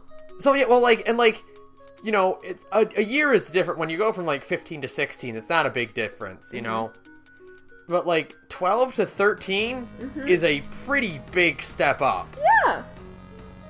So, like, yeah, you would expect her to develop and be more outgoing and be more, you know, fun and smarter about a lot, you know, more worldly about how things happen and whatnot. More willing to kind of just to speak for herself and be, you know, God, just seeing her show up, and her voice actor did such a brilliant job of going from like, to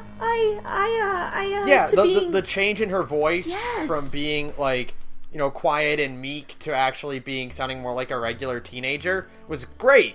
I mean, it was handled so well, and she comes across as so, like, it's still the same girl, but she just comes across as so much more just happy, you know? Not even more mature, she's just happier, and you're happy for her, and her storyline is so fucking awful, and, you know, like everybody else's,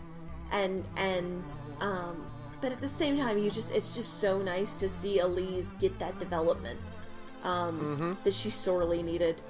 It's like, you know, I didn't want to mention it because it's plot points. So I didn't want to, you know, mention it earlier on. But yeah, but just like, you know, like you said, Elise is one of the better written kid characters in the first game, and like in the second game, she's like the only well written character, to be honest. And I mean, like, you're right.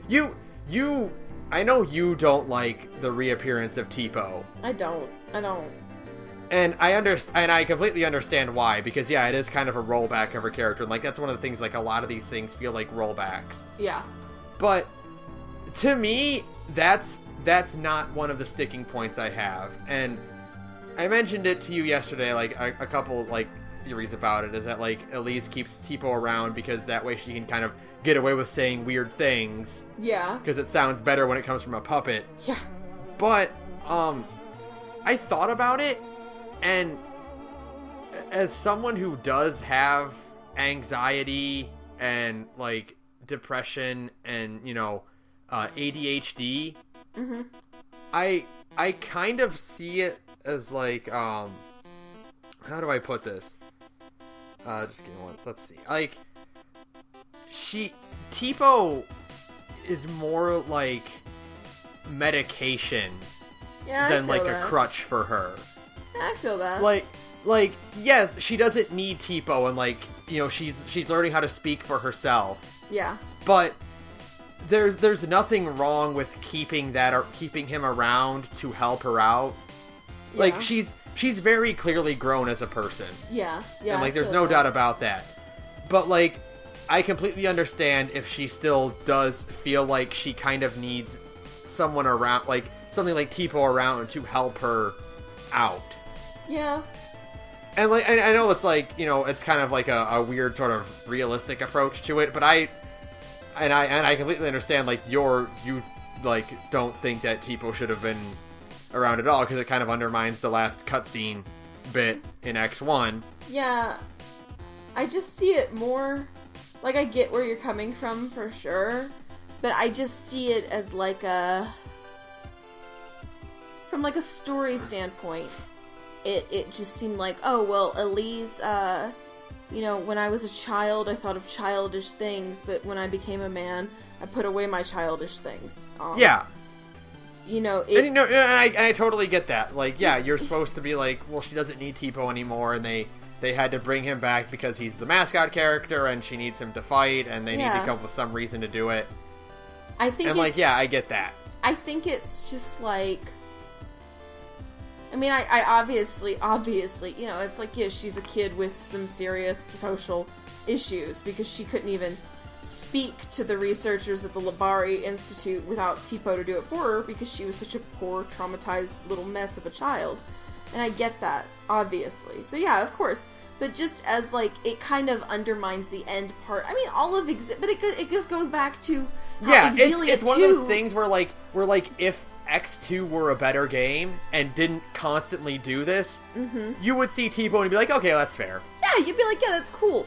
But it just seems to be like all of X2 is about kind of destroying everything that we learned in X1.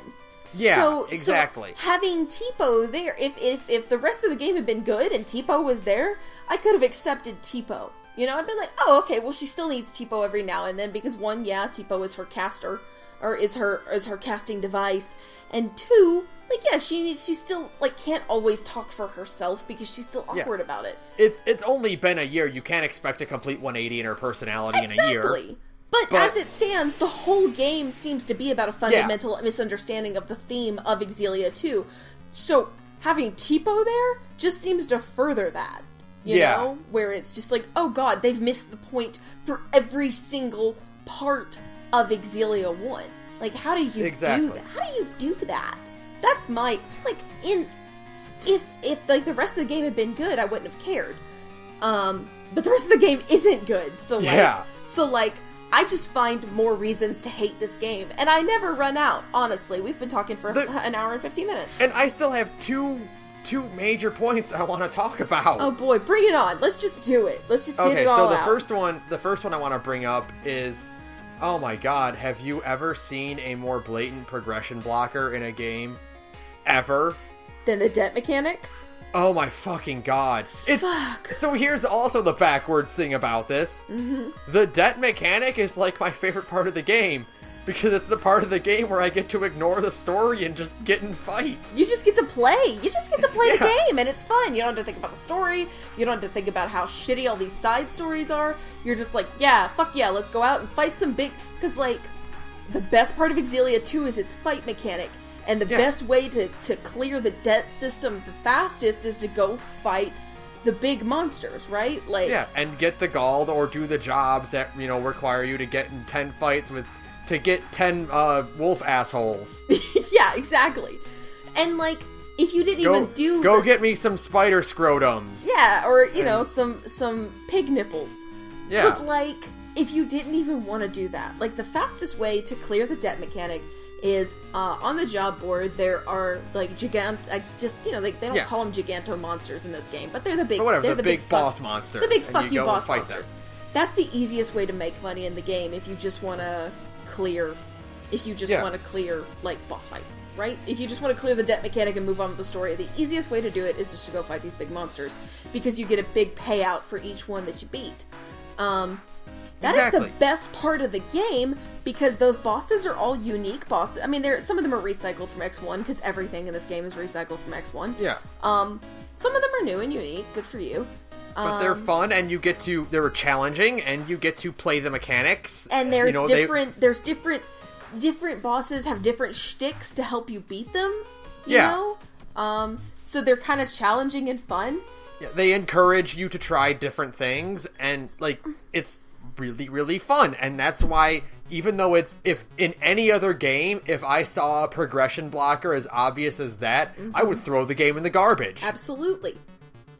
Like, I mentioned this here, the only other one that I've seen that's just as blatant is in Mother 3, and but in Mother 3, it's the cutest thing ever. Because those ants are really cute.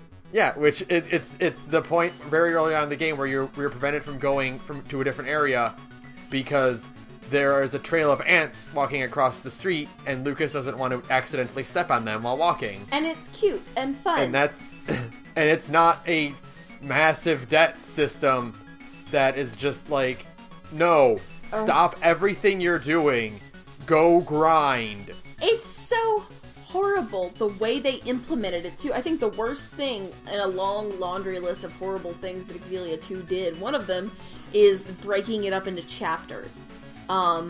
Because the chapter system just sucks. Yeah, which again is something that no other Tales game, like, to my knowledge, does. No, none of the ones I've ever played do a fucking chapter system, and I've played ones that you haven't. And yeah. Why chapters? Why? Because it so just breaks up the action, and it's awkward, and you're not having any fun the whole time, you know? Yeah. And it's just like, oh look, well this thing happened, end chapter, and you're like, okay. Well, like a chapter system exists in points where, like, you would realistically stop, like, a book. Yeah. You know? Or like other games that are designed in stages. Mm-hmm. Like, you know, like a Fire Emblem game might be was broken up into chapters because you're going to different maps for each mission. Yeah, but Xillia 2 is still like kind of like an open world game where you can go to any point in the map. Yeah, it's designed as a free-flowing RPG game, and like that just randomly has chapters. Yeah. Again, it's a fundamental misunderstanding of what makes, like, the game good. Yeah. Like, they just don't get it. Like, somehow they just forgot, like, everything that made Xillia 1 good. They're just like, fuck it, let's just flush it all down the fucking toilet. And you know, I understand people hate Nova. Nova is very low on the list of reasons this game sucks for me. I didn't mind her that much. I did actually really like that her mood reflects the current mood of the game. I mean, that's cool, yeah, for sure. That was like the really nice touch where after you can yell at her for calling after alternate Mila dies, and then for a very long time she's really bummed out. She's very hesitant to call you. And she's always like, sorry to call, you know? Yeah, and she's very quiet, and she's very apologetic for the random calls she gets, and she, you know, when you do pay off her debt, like, her response to that is trying to, you know, ask if you're okay. Like, yeah. So, like, I get that she is an annoying character. Like, you know, she is that standard, you know, Japanese character who's bright and bubbly that flows pretty well in you know, the East, but here in America is more grating than anything else. Yeah, we just don't have character tropes like that here in America. Yeah. We just think, like, why is she so hyper? Take a fucking chill pill, you know? Yeah, she's the klutzy whatever character that's popular in Japan but doesn't quite fly over here. And just like, so yeah, I get that, but like, yeah. Like, she's annoying. Yeah, like, Nova, like, I'm not, like, a huge Nova fan. Like, I think I'm like, yeah, you're kind of annoying. But, like, in a game that fucks up so hard on so many things, Nova is very, very, very, she's at the very bottom of, like, the list of things that Xillia 2 does wrong, you know? Remember that bit in Veep where I think it's like the cook or the janitor is going around to everyone and, like, pointing out their flaws, and he gets to one guy and he's like, You're all right, but I do not like. Like, that's it. Like, in the big laundry list, like, we get to know, we'd be like, you're all right, but the other ones, no. But you, the major theme of the game, I do not like. That is exactly what Nova is. She's just Mike from Veep, you know? Pretty much, yeah. Where it's just like, you're there, and you're kind of annoying, but you're not really a bad person. Yeah. And, you know... She could have been worse. In a game that is worse, she could have been worse. Absolutely. And because of it, you're just kind of like, I forgive her, because I just kind of forget she exists 90% of the time. She's like, it's like how both of us like Yuffie because we hate Kate Sith so much. Oh god, exactly. If Kate Sith didn't exist, I'd probably think Yuffie was more annoying. But, Kate Sith does exist, and so Yuffie is great in comparison. Yeah, that's what Nova is. Nova is, like, great. You know, she's not, like, awesome, but she's Nova would good. be the worst thing in a better game. Oh, yeah. 100%. If Xillia 2 was a good game, Nova would be the worst part of a better Xillia 2. You'd be like, God, this character, she'd be like another Colette or another Ivor or another Ivor. Like another Ion or whatever. Yeah. You know, you'd be like, God, she really just doesn't do anything. She's just annoying. She exists to hinder the party. That's kind of what, you know, Colette and Ion do. But, like, in a bad game that Xillia 2 is, Nova is the least of my problems, man. Like, 100%. Yeah. Nova is like, boy, if they would just... I'll handle Nova all fucking day if they would just fix the theming problem of this fucking game. Yup. You know? Yeah. Fuck it. Yeah, 100%. And the other, speaking of theming, the other plot point I want to bring up is this game's weird obsession with sea salt ice cream. I mean, tomatoes. And cats. Yeah.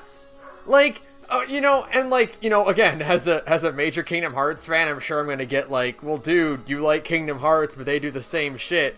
Like, and I thought about it, like, there is a difference. The sea salt ice cream in 2 and 358 over 2 days it overall ties to the theme of the game way better than tomatoes the idea of tomatoes or cats do in X2. Like, tomatoes is supposed to be a running theme from previous games about there's always party members who hate tomatoes. It's supposed to key you in that Elle and Luger are more connected than you think because they both have a thing with tomatoes. Right. But it's just handled in a way that more feels like, you know, like, hey, look what we've got in the game, eh? Right, yeah. It feels more like they're just using objects in place of like actual concrete theming. Whereas the idea of sea salt ice cream is supposed to it strongly represents a connection of friendship between Roxas and his friends. First, it represents his connection to Hainer, Pence, and Olette in 2, and then you find out there's also a deeper connection with Xion and Axel in Days, and like it's a representative thing, and it's handled way better in those games than it is in this game, where like the tomatoes thing, it feels like it's supposed to be like a combination of a running gag and like also a thematic element. And again, you can't have it both ways because then it feels awkward in both contexts. Yeah, exactly. And like, I don't get the thing with cats. Yeah, like cats have always been in Tales games. Like they've always been like a thing. But like it's never been so weird. Like I love puns, you know? Yeah. I fucking love puns a lot. 100%. A lot. I know you do. It's fucking awful. The part where you talk to the cat lady. Yeah. It's a little much. Just like, my thought was, oh god, is this what it's like for everyone? That's actually how I feel every single time you drop some shitty pun. How you felt in that moment is how I feel every single time I play an Ace Attorney game. So I hope you understand a little bit of what my world is like now. Like, I hope you understand me a little bit better now, Ben. Because, like, that's what my life is like all the time. Every time you drop some piece of shit pun, you asshole. Like, I feel that shitty I'm just like, ugh, this motherfucker. That's how I feel all of the time. Alright? You asshole. I fucking hate puns. I'm looking at my hands like, what have I done? I'm a monster! Don't look at me! No, look away! I'm horrible! Oh no! That's what you are. This is what you've inflicted on me, you piece of shit. Every single day. Fucking, I hate puns. I don't get the cat thing. I don't get it. I love cats. Why Rolo, why they put so much emphasis on Rolo? It's so weird. Rolo gets more emphasis than most of the party or Noish. It's weird because Rolo gets a lot of screen time, more so than some members of the actual party. Yeah. Rolo feels like he's more plot relevant than, Alvin or Elise. And it's really weird, because he's a cat. Yeah, he's And all not he even a is cool cat. He's just a fat old cat. Because he doesn't fight like Repeat. Like, at least Repeat. And he's not a weird animal like No-ish. Or like he's... and he's not No-ish useful. Is cool like, because No-ish is tied to the lore of the series. And like, you can do a side quest where you find out what No-ish is, and you're like, oh, that's really interesting. Yeah.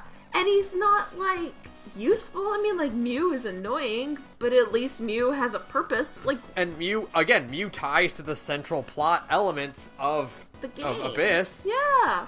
Rolo's just a cat. He's just a cat that they bring everywhere. A big fat cat that they bring to, like, the most dangerous places. Yeah, and then they want me to take this game, like, really... And then they try to tell me this game is really, really serious. Like, you can't have it both ways. Yeah. You think at some point, Luger would be like, you know what, I should leave my cat at home. Yeah. When they're actually walking through, like, hell, as in the land of Canaan, and they still have the cat, maybe leave the cat at home, dude. And it's not like, another RPG where, like, you have to bring him along because you can't go home. Like, Luger can go home whenever the hell he wants. I check his mail all the fucking time in that game. You can just drop the cat off. Like I don't get why the cat has to be so important when the cat basically is an extension of L. Why not just make L more anything important? Rolo does could have also been done by other characters, or like represented in another way. Yeah. Or it's just so weird. This game's emphasis on tomatoes and cats again just feels awkward and forced, like everything else in the game. I mean, everything else in everything about the game feels like weird and unnatural. Like these people have never actually written a Tales game before. Yeah, you know what? It's like how Die Hard 3 was written as a Lethal Weapon movie, and that's why it's so weird compared to the other Die Hards. It's like, this feels like it was a plot written for another JRPG that they're like, well, we can turn this into a Tales. Or you know what? Or like Chrono Cross was supposed to be a different RPG. Yeah. And then they just attached the Chrono name to it, and like, well, that's Chrono what Cross it feels is like. Good, unlike Xillia too. And somebody is gonna be like, Chrono Cross isn't good. Motherfucker, I will fight. I have had enough vodka tonight to say straight up, I will fight your fucking ass on how good Chrono Cross is, especially in comparison to Xillia 2. Don't even put those two games in the same fucking category, because Chrono Cross deserves better. At least Chrono Cross tried to do something new, unlike fucking Xillia 2. Alright? Actually, those are two pretty similar ideas, because they're both about alternate dimensions. At least fucking Chrono Cross tried to do some really unique bullshit with its alternate dimensions, and it had new fucking maps, and new fucking music, and new fucking characters, unlike fucking Xillia 2. Xillia 2 is the worst fucking thing that's ever happened to the franchise, and it nearly made me not play Tales games ever again. That's how bad Xillia 2 is. I just like... Fuck, man. Fuck Xillia 2. Fuck. I could... you know what? Like... we could it's been 2 hours, I feel like I could go on for another hour. Yeah, you know what? I really do want to do an LP with you. I do. For sure. This. I mean, for sure. The next time you and I are in the same fucking room together, we will play Xillia 2 and, like, pinpoint, like, every single part of it, like, why it sucks. Because I hope I have, like, given, like, a modicum of an idea of why Xillia 2 is so bad. Yeah. But I can do more. And I really... the reason I did another watch through of it, like, is because I want to be wrong. Oh, yeah. Like, I want to be like, holy shit, I forgot about this cutscene that justifies a lot of things. Nope. And it doesn't exist. Nope. It's exactly as I remember it. It's just this garbage game with a story that feels so awkward and depressing and, like... manufactured. Yeah, exactly. It feels so soulless compared to all the other Tales games, which just feel rich and developed, and you feel a sense of accomplishment when you beat them, and you feel hopeful for this world. Yeah. You know, You feel like none of that. every Tales game is, the formula is you go through this great adversity and you come out of it with a more hopeful world at the end. Mm-hmm. And like X2 doesn't have that feeling at all. It just feels so bleak, and you know, it's almost like if the game had been like bleaker and more depressing, Yeah. it would have been better. Yeah, for sure. But like it's just this kind of constant stream of Mediocrity. mediocrity and like melodrama, Yeah. where you're just like, okay, yeah, I get it. I get it. And it tries... I think you're right. I think if Xillia 2... You're super right. If Xillia 2 had gone more bleak, then it would have been a better game.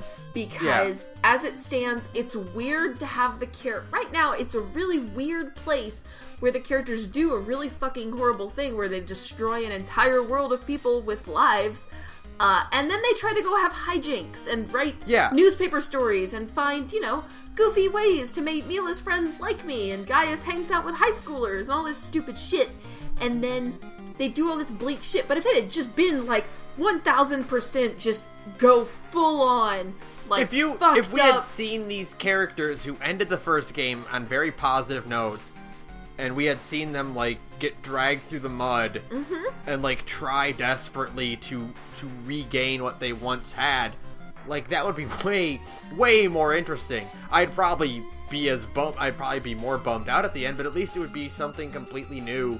It would have been something totally different and like interesting. It probably would have like tanked the company a bit and would not be as well received at all, but it would have been new.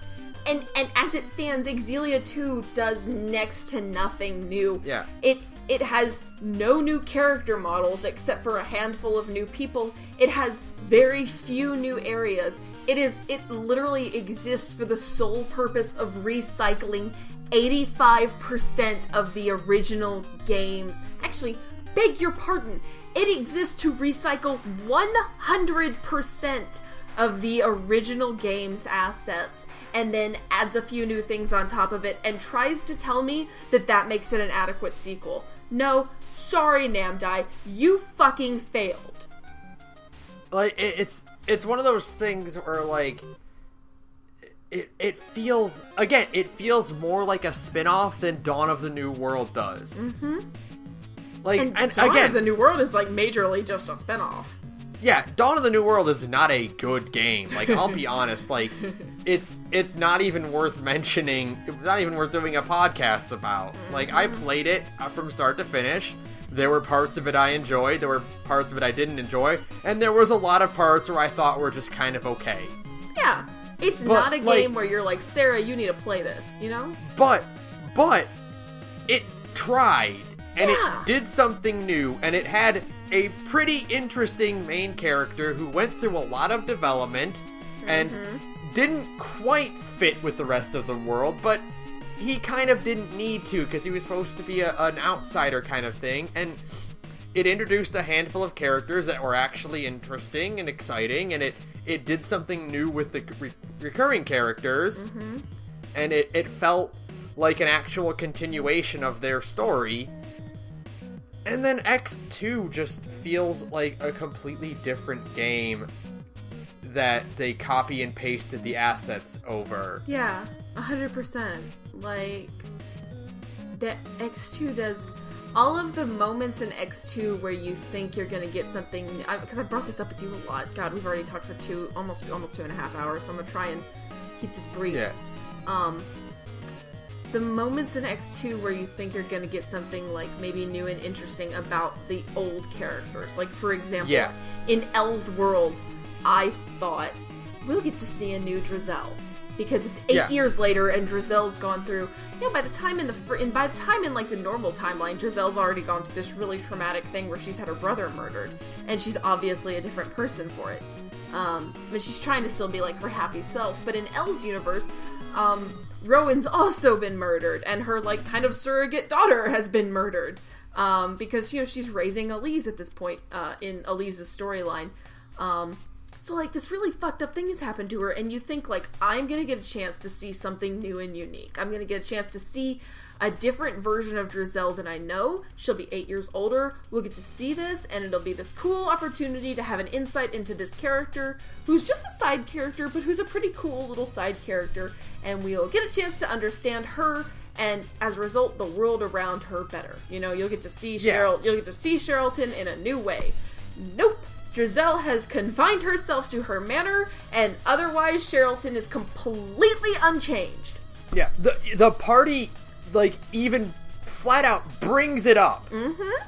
Because you go, in order to prove that you are 8 years in the future, you go to dig up the time capsule that you left. And that's where you get, like, an upgraded version of whatever weapon you dumped in there. Right. And, I think they ask, like, Rowan, do you want to go see Drizel? Mm-hmm. And he's like, no, we can't afford to create a new model for Drizel. Yeah, that's pretty much exactly what they said, Like, that's exactly what it is. They did not... Oh, God. Okay, one more. And it really pisses me off. Go for it. Because I just, I'm a big Gaius fan. Yeah. So, in the timeline where Gaius and it's a super interesting thing, because Gaius has never shown in any of the games to have any kind of malice toward anyone, really. He hates the Olympians in X1, but it's really more like them as a whole and not like the people, He's just like, I hate your society, but you people, I still want to, like, protect. But I have to choose my people over you people, because they're my people. But he's never shown to have any real malice toward anybody. But he seems to have, like, in one little throwaway dialogue, he seems to have a genuine amount of malice for the previous king of Azul, because he murdered him. But in that timeline, Gaius and the Chimeriad are working under the former king, and you think, holy shit, sweet, I get to see what this guy is like. And that's gonna be really interesting, because that's gonna be a really cool confrontation, because you kill the Chimeriad, and that scene is really, really poorly written, because none of those characters actually sound like themselves at all. Yep. But, okay, fuck it, whatever. You kill the Chimeriad and you move on. You're like, let's go to Canbelar, let's see what the fuck is going on. And you're like, we're gonna at least get to see this asshole. You'll at least something kind of good is gonna come out of this, and you'll get to see this asshole. No. They are so shitty that they reused the model for the, Odin boss fight in the Epsil Ruins, and they just reskinned it. Yep. And that is the fight for that fractured dimension. You never once get to see the previous king, and they didn't even take the time to model a new boss. Yeah. That's how fucking shitty and lazy Xillia 2 is.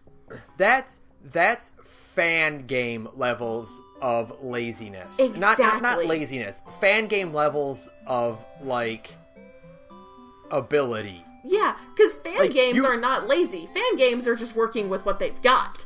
Yeah. It's something like that would be like, wow, in a fan game, you'd be like, wow, they took the work to retexture this boss, and they're recycling it, but you know what they do? They did what they could. Yeah, they don't have the time to make a new model. In a full budget game like this, from the actual studio, and you don't even take the time to create a new asset. To hire a new voice actor? Fuck you. Fuck you. You know what? That's really what it is. This game is just it's just designed. It's straight up like we don't care enough to bother making new assets or to bother putting in the work for this. Yeah. It's just it is the definition. If you want to see, if somebody's like, hey, what does a shitty cash-in game look like? Look no further. Like this. It looks like this. This is what a shitty cash-in game looks like. Because Xillia 1 is one of the better-selling games in the franchise. Xillia 2 is just there to capitalize on it. And that's it. It's there to make Namco Bandai a bit more money. And they don't have that. They put in the minimum amount of work. They couldn't even bother to fully characterize their main character. That's how lazy it is. You know what? fucking, if they had called this, like, Tales of Xillia Fractured Dimensions, and not Tales of Xillia 2, I would have been way more forgiving. 100%. I would have been like, well, whatever, it's a dumb spin-off, who cares? Yeah. Like Dawn of the New World. But to have the gall to put a 2 on this? Yeah, so that we can never get a real good Xillia sequel, like a proper one that we deserve, because Xillia is real fucking good. Yeah, it's like how, like, 10-2 poisoned that well. Yep. And, like, I like 10-2, but we're never gonna get a 10-3 now. Nope. God willing, anyways, because God, they'd fuck that up, too. Xillia 2 is so bad it retroactively makes Xillia 1 worse. It's the laziest piece of shit Namdai has ever produced. And it's just bad. I mean, that's all it boils down to. It doesn't understand its own theme. And it has no idea what it's trying to tell us. Does that sound about right? That's basically it. Like, yeah, this game is so hypocritical that it undermines not only itself, but it also undermines its predecessor. That's how bad it is. Yeah. A game that manages to make the previous game worse. That is an accomplishment. Good job, Xillia 2. The only thing you managed to do that I've never really ever seen another game or any piece of media do is make the previous title in your series worse by association. Because now all you can think when you look at the Xillia 1 characters is, wow, you turned into a bunch of fucking assholes. Yep. You learned nothing. Congratulations, you pieces of shit. I will pick the bad ending for Xillia 2 every fucking time. Because at least you get to see a really cool cutscene where everybody fights Ludger and you kill these pieces of shit and game over. Plus the game is over faster. At least there's some catharsis there. That's it. Fuck Xillia 2. Fuck. Alright. Do you feel better now? Holy shit. I think this is our longest podcast. Yeah, it is, but fuck this game. I could probably go for another 40 minutes just talking about how much it sucks. I do feel much better, though. I do. God, it just... Sometimes you just got, like... we joked about this, but like, yeah, this isn't really a gorge. This is a purge. It's a purge. It's like the opposite of a gorge in every single way. Where we just decide to vomit up everything we feel about this shitty fucking game. And I've never hated a game as much as I hate Xillia 2. Like, Bioshock Infinite is a disappointment, but at least Bioshock Infinite had the decency to have, like, some pretty cool set pieces, you know? And, and the thing about it is, like, I think the reason I hate X2 more than I hate any other bad game I've played, and I've played some shit before. Yeah. Is because X2's gameplay was good enough to keep me going. Yep. When I played a bad game, I would be like, this game is bad. I'm going to stop playing it now. Exactly. But, like, I beat X2 from start to finish, and that makes me hate it more. Because I went through all of it, and now I have to deal with that fact. I've beaten that game like twice. That's how fucking... Because I keep playing it thinking I'm going to find something in it that I like, and I just can't. Yeah. I like nothing about it. Like, you want to do the bad ending? The only reason I ever want to replay this game is to do the ending where the heroes from older Tales games come and save the day. Yeah, that is pretty good. Where the Fantasia guys, That's my canon ending. Yeah. And then the real heroes came and fixed it all. Man, we didn't even talk about Origin and Chronos. Oh, for God's sake. Because what's there to talk about? They're assholes. They're there, you fight Chronos a few times, you don't fight Origin at all. Because he's Fuck an ass. off. He's a fucking asshole, and he's the whole reason this fucking game exists. There we go. Origin is the final boss, should have been the final boss of Xillia 2, because he's the reason this whole fucking shit happened, and he never gets his. It's all his fault, we never get to punch him in the face. Because he's modeled to look like a little kid, who is just a blatant Kyubey ripoff, by the way. Yeah. The whole game is just a big, oh my god, we're never gonna stop talking about how much we fucking hate this game. This whole game, I'll die by this! This whole game is just Namdai capitalizing on the popularity of Madoka.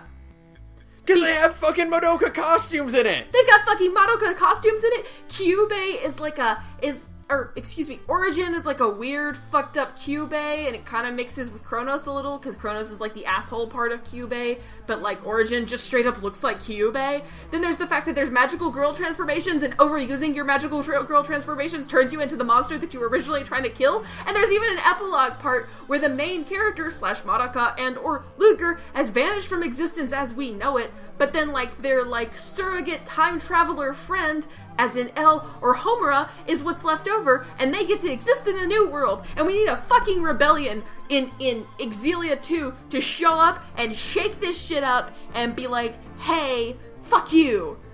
Yeah. I fucking hate this game. They can't even be original. God, I fucking hate this. Okay. It's been 2.5 hours, and if anybody is still listening, send some fucking hate mail to Namdai for me. Yeah. Be like, don't ever do this to me again. It has been 2 hours, and I am now 1,000 years old. It's been 84 years. I'm just... But I do feel better. I do feel better, and like... I do feel better. Okay, we're done with Xillia as far as the podcast goes. But we'll probably do an LP at some point. Yeah, we'll probably do an LP of X2 at some point, but like...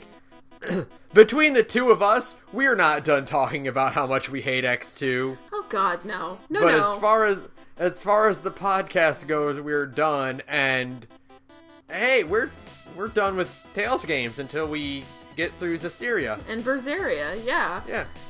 Until we actually either sit down and beat the game or finish watching the anime. One or the other. We're done with our Tales mini-series. That's pretty crazy. I feel like at some point we'll need to like come back. We'll probably like in like if we're still doing the Gorge in like 2 years, God willing, we should like come back to the Tales games. Yeah, totally. You know, like in a few years, like if we're still doing this, we should come back to them and like do like a mini review of all of them and be like, how have our feelings changed about this game and this game? But for now, we're done with the Tales games because I finally got how much I hate Xillia 2 off my chest. I feel lighter. Yeah. I feel like my soul is cleaner. I feel like I should go like burn my mic to like purify it of all the evil that's contained inside. Like I feel like I've stored all of the Xillia 2's evil inside of my mic, and now I need to go smash it and like send it out into the world, you know? Be like, goodbye forever, Xillia 2! Viking funeral your mic. Yeah, exactly. We'll put it on a boat and shoot an arrow at it and light it on fire and bye-bye. Goodbye forever, hatred. So, special thanks to Vistager for use of our background music. Link to his work in the description. If you want to email us about how right we are about X2, you can send us an email at thegorgepodcast@gmail.com. If you want to try and tell us that X2 is awesome, eat my entire asshole. How's that sound? Don't forget to also send in your Christmas stories or just your happy video game memories. We're doing our Christmas cast in 1 month. If you try to tell me that your happy video game memories have anything to do with Xillia 2, I'm going to come to your house and punch you in the dick. You can also send them on Twitter if they're short enough to our Twitter at The Gorge Podcast. Link to both of those things in the description. Seriously, Sarah, don't send me any good stories about Xillia 2. Sarah, tell us about your other podcast. We don't talk about how fucking awful Xillia 2 is in it. Hey, I'm in another podcast. It's called Big Gay Nerds because I'm a big gay nerd. It's an LGBT RPG podcast where we post once a week-ish. Where me and a bunch of other cool dudes sit around and we play tabletop games, and we're all pretty gay, and it's pretty cool. we're about to start a really cool game soon that you guys will love because it's samurai western stuff. You should listen to it and tell us how awesome it is. Is that you whispering you shouldn't? That's me whispering. That's really creepy when I'm wearing headphones like that. Because all I can hear in the back of my brain is, you should. I should have said nothing. I should have been like, whispering, what? No. Because it's funny, because at the same time I heard a dog whimper, and I thought like, oh shit, is the dog talking to me? Have I finally lost my mind? Have I had too much vodka? I've definitely had too much vodka. A little bit, yeah. I should drink more vodka before podcasts, but that would get expensive. It would be fun. I think next episode is Dishonored? Yeah. Yeah. Sweet. Something I don't hate.